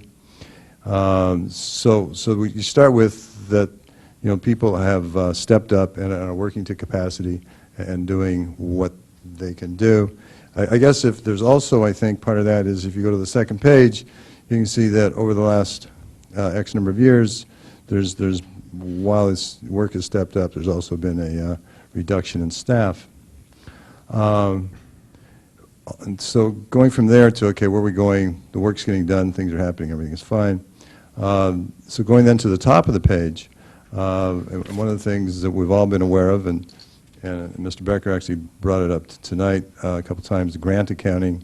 The town does not have a formal policy procedure and processes for governing accounting and ensuring that all grants are even known, actually.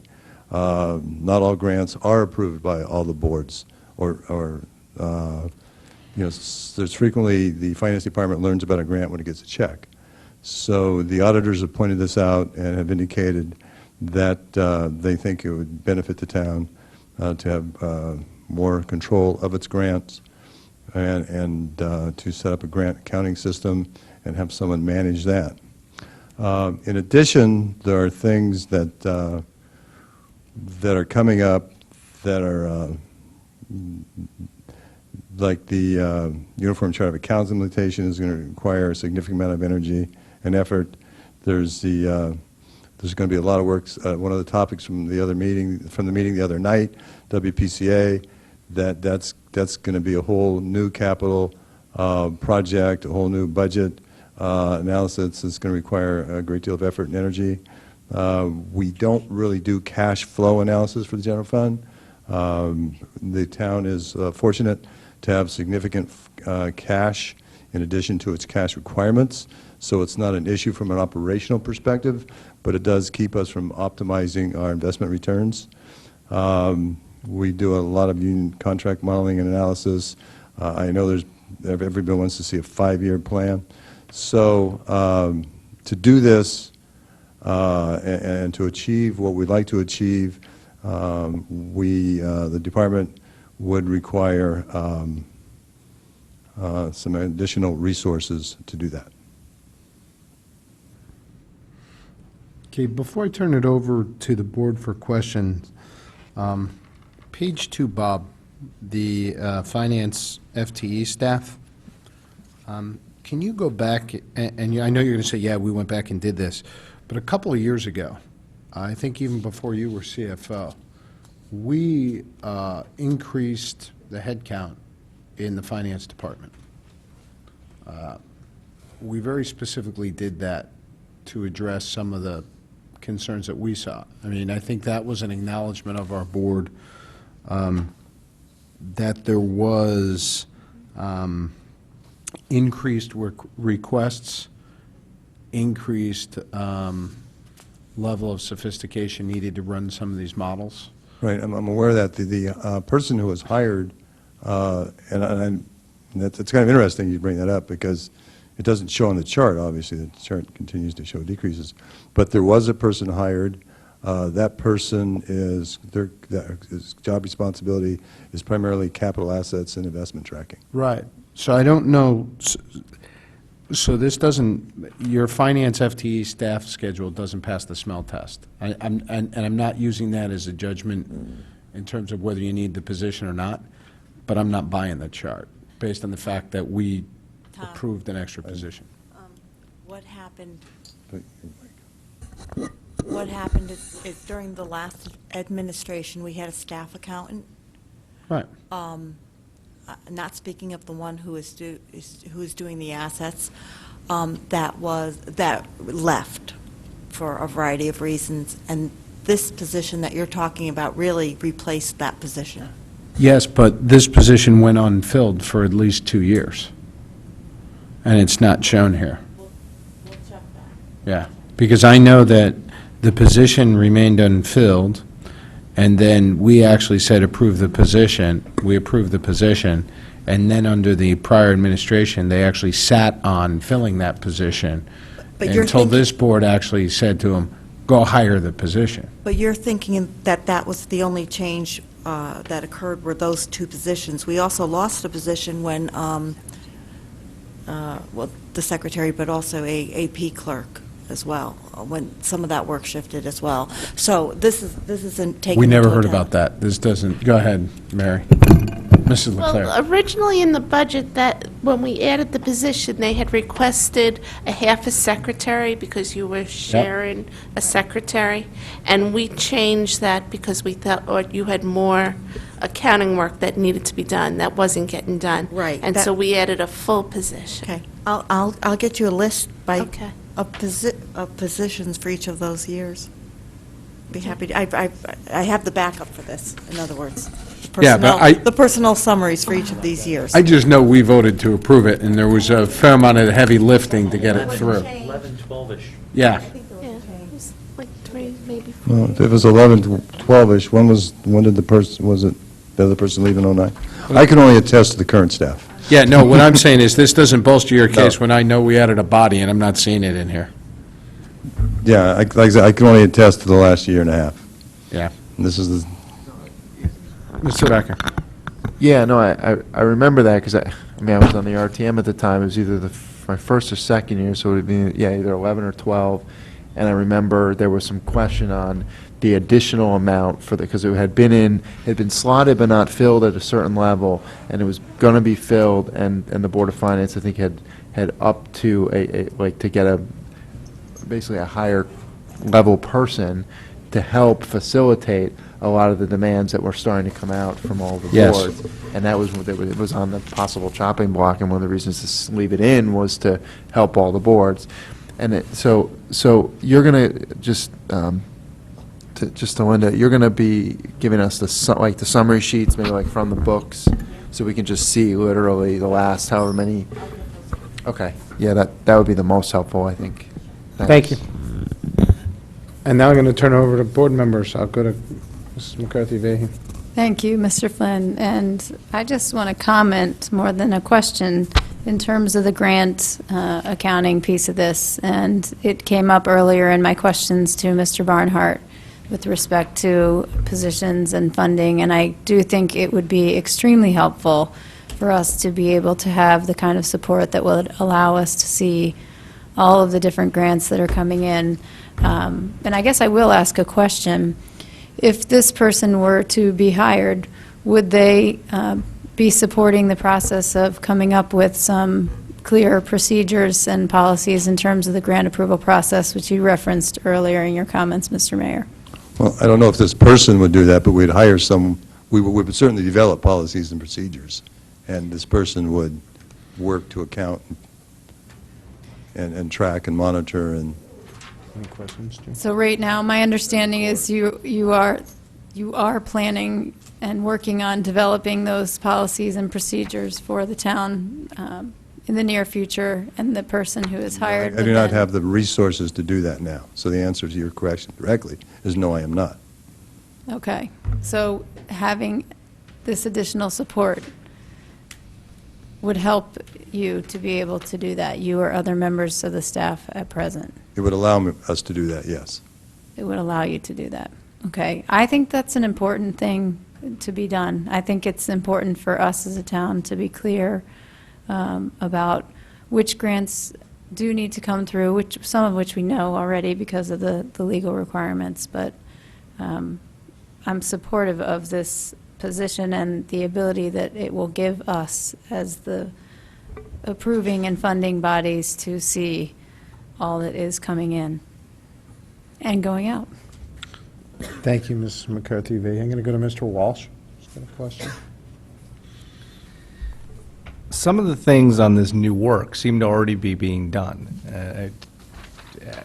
I'm having a hard time seeing how we don't do union contract modeling and analysis, because every time we have a union contract, your department seems to have no problem producing numbers to show what things are going to cost. And I know you probably work with Human Resources on this as well. I mean, this is stuff, every time we get a union contract, we seem to get numbers, the RTM seems to get numbers. Well, actually, we don't get the numbers. The RTM gets the numbers. So I don't understand why the work is currently being done, but yet needs to be done by somebody new. Yeah, that bullet item should would be better if it was on the bottom. Yeah, because it's not new work. It's not new work, but it is not new work. However, it is work that is requiring additional time and creating comp time, and so it's not being done in 40 hours or 35 hours, whatever the staff time is. Okay. The uniform chart of account implementation, aren't we all waiting for the state to come up with a uniform chart of accounts? They are, but we have to install it. We have to I have install no it idea. after we get it from them, right? We will have to install it. I have no idea. In fact, I talked to Lembo about that today. There's no one at this point has issued any information regarding what it's going to take, the resources it's going to require, how it's going to come out. It's kind of an unknown that everybody is wondering about. So, and how long is that anticipated to take? I have no idea. So we don't even know whether that part of that job will even be required in the 15 fiscal year. No, I think it's when I said that I'm not that I don't know. Specifically when that is the intention. There is for that to come out in fiscal year 15. But no one's.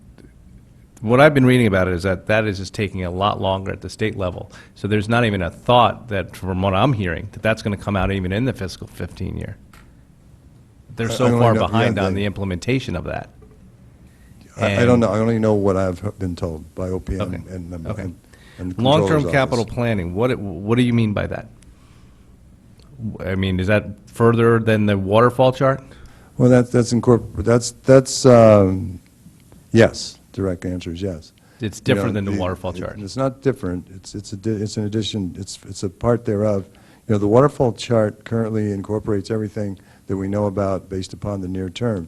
You know, what's not in the water chart is the complete evaluation of all town, assets and replacement, and we have, I don't know how many town buildings we have, structural work, renovation work that might be done. There hasn't been an analysis done, so it's to have a complete and comprehensive project product requires additional work that's not currently being done. Were we not developing some type of building plan, kind of like what the Board of Ed has for every building? I thought we were working that on the town side. And if so, who's working on that? We are, Joe Michelangelo and the Public Works, and the request to Public Works going back to when I took over, or became first selectman, was I wanted a comprehensive plan that included every building. Yep. And so over the past 2 years, that, as much as that was attempted to do all at once, it didn't happen all at once. You've seen additions, but the additions have gotten smaller. I'll point to the Fairfield Theater Company bill. It wasn't on that. You go back 4 or 5 years, there's no mention of the Fairfield Theater Company. There's no mention of the Southport Fire Department. There's no mention of some of the veterans buildings we have that, frankly, I was surprised to learn are town buildings, but they are. And I've asked that all those buildings get included as part of that plan. So to the best of my knowledge, they are at this point. Okay. But wouldn't it be up to that plan to determine long-term capital projects, what needs to be done at those buildings? I thought that was going to be all monitored there. Yeah, I'm going to have to defer back to Mr. Mayor on that, because I'm not clear on what the differences are that he's seeing between what we have and what might be. Well, we don't have that document yet. Well, Joe Michelangelo is working on it, so the Joe staff Michelangelo- accountant wouldn't be working on it. The accounting department works in conjunction with the other departments in helping them with their numbers, and then obviously you have a greater workflow, like whether it's what's the word I'm looking for? Well, Like the answer- replacement planning, et cetera.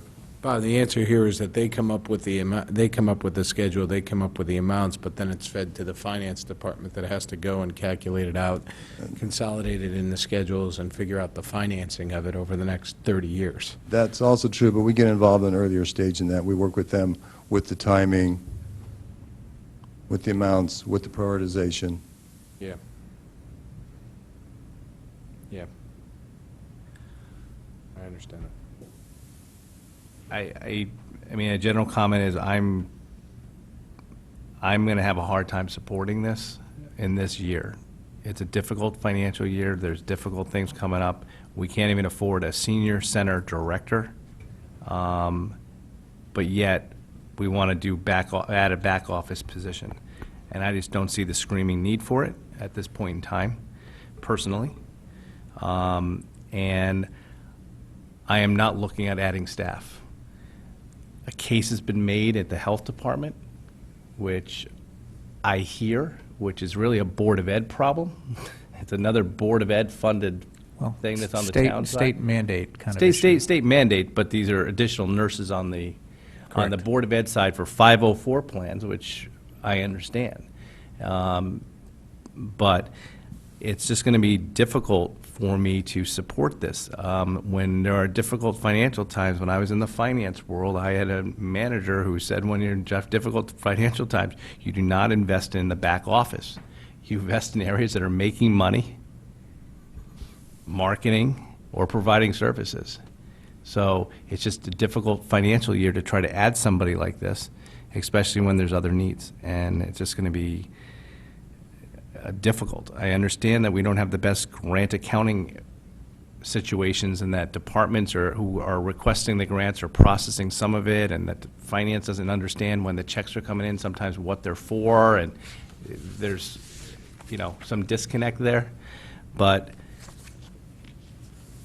the grant accounting work might be more meant for a grant manager and somebody who's going to actually apply for grants and to also do the grant accounting, but that's for another day. That's generally a different job description. Not all the time, because there are nonprofits I've worked with before where the person who writes the grant up is also doing the grant accounting and having to report on how those funds were spent in order to report back and request that grant again. So it's the same person. Thank you, Mr. Walsh. I'm going to go to Mr. Tetra, then I'll go to Mrs. McCarthy-Daly. The specific reason, I think, for the position, at least as I saw it, was to address an audit point that was raised in the management issue letter that accompanied our financial statements this year, where the auditors specifically recommended somebody to fulfill this role. There are a lot of other things that need to be done, and to Bob's credit, I think he's got a great vision of the finance function, what we need to do, and what it can be in a town like this. And frankly, in many cases, you can't just look, this is one of the places you can't necessarily look to other towns to see how they do it, because it's one of the functions that's it's not as well developed in some towns as Bob has a vision for doing it here. The reason for reducing it back to a half-time position was, again, walking that line between not wanting to add full bodies and full-time positions, but still wanting to address the point that was raised by the auditors on a timely basis. Thank you, Mr. Tetra. Mrs. McCarthy-Vehy, you had a comment? Thank you, Mr. Flynn. I don't disagree with Mr. Walsh that there are some other really pressing priorities. We named the senior center. My concern about the grant piece is goes to this sheet, the third page, which talks about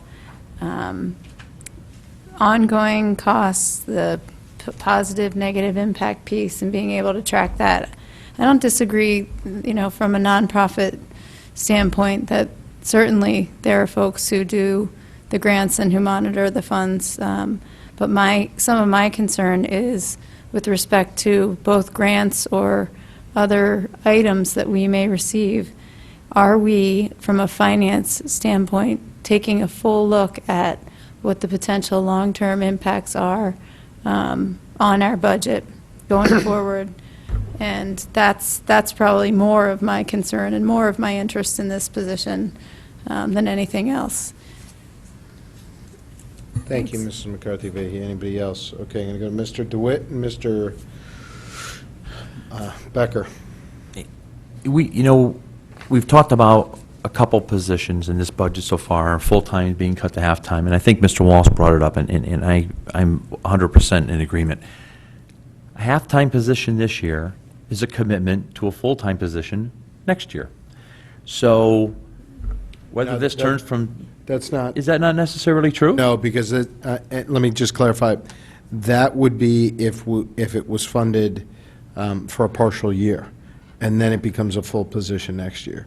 A part-time position that is part-time can remain part-time on an ongoing basis based on the number of hours worked. So that's what this situation is. This isn't a... I'm not speaking to the situation. I'm just saying... So I guess what you're saying is to fund for 6 months a full-time employee or to fund for 12 months a part-time employee, two different things. Is that correct? No, they just in general, because this applies to more than just this position, let me be very explicit. And the only It's a part-year full-time versus the only part-time. full-time person being recommended is in the IT department. That's being recommended for a partial year. Right, that's the dollar side, but it's recommended they be a full-time position, right? And from that point on, they would be in the budget with benefits, et cetera. Well, the IT person in the public, the school safety is also a full-time recommendation, no? It's not. They're part-time positions. Part-time. Okay. So And thank you for the clarification. Those are, and if you'll forgive the expression, those are full-time, part-time positions. If you understand my meaning of that. I do understand, and I appreciate the clarification. My other question is there any synergy here with the Chief of Staff's office? I know the Chief of Staff, I don't know the Chief of Staff's background, my apologies, and I don't think we want him to do accounting work, but is any synergy there? I mean, the last Chief of Staff probably could have done this stuff, right? I don't know if I thought you'd like that. I don't know if there's any synergy there that could work with that. And in a simple answer, no. Okay. Thank you, Mr. DeWitt. Mr. Becker. First, on the IT hire on the PD side, that's $53,000 a year, and it was listed as an additional on the health insurance and all that. That's not a part. No, that's a full-time spot. That's a He's funding it for full-time. part of the year. Part of the year, okay, but it's a. I'm sorry, I didn't quite follow the start of that. The IT is a full-time spot, but you're funding it for part of the year. Correct. That's why it's got the associated benefits. This Correct. one is a true part-time, no benefits. Correct. And what we tried to do in the budget book this year, thanks to Ms. Gardner, is when you look at the line items, it will break out if there's a new full-time position, and if there is, you'll also see new full-time benefits. Okay, So that make so- it absolutely clear what's being added, so it's not combined in any Yeah, lines. it's not- Yeah, it's, what you're talking about on the PD side, that position is not in the, it's not in the budget book, because it's part of the proposal. You just use the word part-time there, but that's going to be an actual employee of the town. Okay, again, you got it. with benefit. What department are you talking about? So, there was a question on the school safety. Okay, in the police department. There's an increase there. Oh, correct. So being, yeah, that's an actual, it's just not in the budget book. In the budget book right now, there's only one new person, and that's the IT, and that's for half a year. And then there's a part-time over here, which is another conversation. Correct. Okay, just want to make sure I'm on the same page on that end. So, I think just, on my end, I mean, I know, I know really where Mrs. McCarthy-Vahey and Mr. Walsh are kind of both sort of headed in the same general direction. I do sort of, I do think that we as a town probably do need to have an actual grant person, because I think there's a lot out there, and I think it's really important. I just tend to when my thoughts, I think, kind of head a little bit more where Mr. Walsh is, just in that it would be interesting to see if, I agree that these benefits and whatnot, you know, the cost-benefit analysis and all that, this is a great sheet, and we should have that on all of them, but there's a lot of nonprofits out there, and I'd be curious to find if, you know, if municipalities as well, that are doing that with the one person in concert with, you know, the finance department versus the grant writer over there and then the finance, because a lot of times I think some of those things, they need just to put the grants out, and they need to pull that information. So I'm not so sure if, I want to address the audit, I'm just not so sure if this is the way to do it. There may be a better way that also brings in more grant money as we're doing it. I think that's just sort of where I'm headed, kind of in my thoughts on it, so. Thank you, Mr. Becker. You all set? I want to add my 2 cents just on my thought process. I don't want to, I'm not committing one way or another, and I'm surprised it's not addressed in the write-up. But in efforts of full disclosure, about 6 months ago, I contacted Mr. Mayor, as the former auditor that I am, and said that I had noticed in the recent year or more that our full-time internal auditor was doing a lot more accounting work.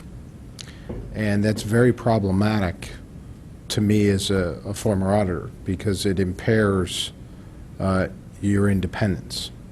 You're either an internal auditor that's there to review controls, make sure that the public's funds are spent appropriately, find some of the things that we've discussed in prior years, and the more that internal auditor is pulled away from those efforts, it does 2 things. Number one, that's work that's not getting done on the internal audit side, so the risk for errors, misappropriations, problems, and surprises increase. But number 2, and more problematic for me, that person becomes more part of the process, and it impairs their independence. So even when there is, and that's not a besmirchment of the person's reputation or any of that, but by necessity, you can't review the work that you've been a part of putting together. You're impaired from that perspective. And so for me, that's a problem. I was surprised. I brought it up to Mr. Mayor 6 months ago. He did, in fact, tell me that there was, in fact, more utilization of that staff to do accounting work, so my fears were founded in that regard. I was surprised that it wasn't noted by our auditors in our audit report, though, which I don't know what that says. But I'll go to Mr. Mayor. Yeah, no, you're absolutely correct, and that actually should have been included in this document. We have, as I indicated earlier, to answer one of Mr. Walsh's comments, we are getting the work done. It's required additional comp time. It's required pulling Ms. Nolfi away from internal audit activities. It's been necessary to accomplish what we've accomplished. For example, union contracts is an easy one to kind of deal with. The departments, the town, to my knowledge, and certainly not the finance department, never did financial modeling with respect to union contract issues and i.e. our offer, their offer, counter offer, impact on the current year, next year, impact on the pension plan, impact on the health care plan.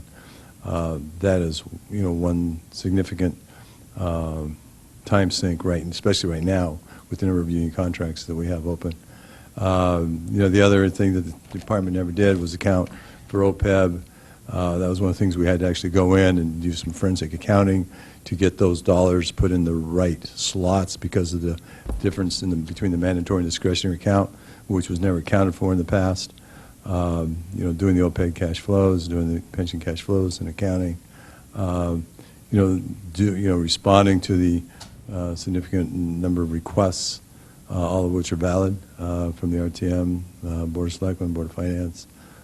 It's required a reallocation of the resource, which has taken away and from the internal audit.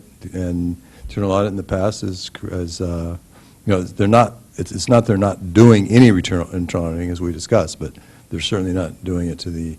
How many internal audit reports have been issued in the current year? I don't know about internal audit actual reports. I can't answer that question. I know that in the last few whiles, we audited the pension plan, pension payments. Can we just, instead of going anecdotal, just because of the hour and all this, can you do us a favor and, over the last several years, just give us a count of how many internal audit reports had been issued? We'll give you an account of, yes.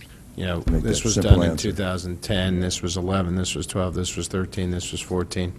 It also might behoove us to hear any information from our external auditors on this. I might ask maybe our audit committee, maybe Mrs. Leclerc, you might be able to, not to assign additional work, but if you have a chance to talk to Joe Senafani. If you don't, I can certainly do so, to see, what kind of reliance they've been able to place on our internal auditor or not. It's entirely up to you. I'm not trying to put you on the spot, but I want to do it in deference to your position on the audit committee. So, any other questions, comments, or concerns on this item or this budget? Seeing none, to the public? Nothing, back to the board, and I think we're going to call it an evening. Can I have a motion? Mr. Brown, a second by Mr. DeWitt. All in favor? Those opposed? Good night, everybody.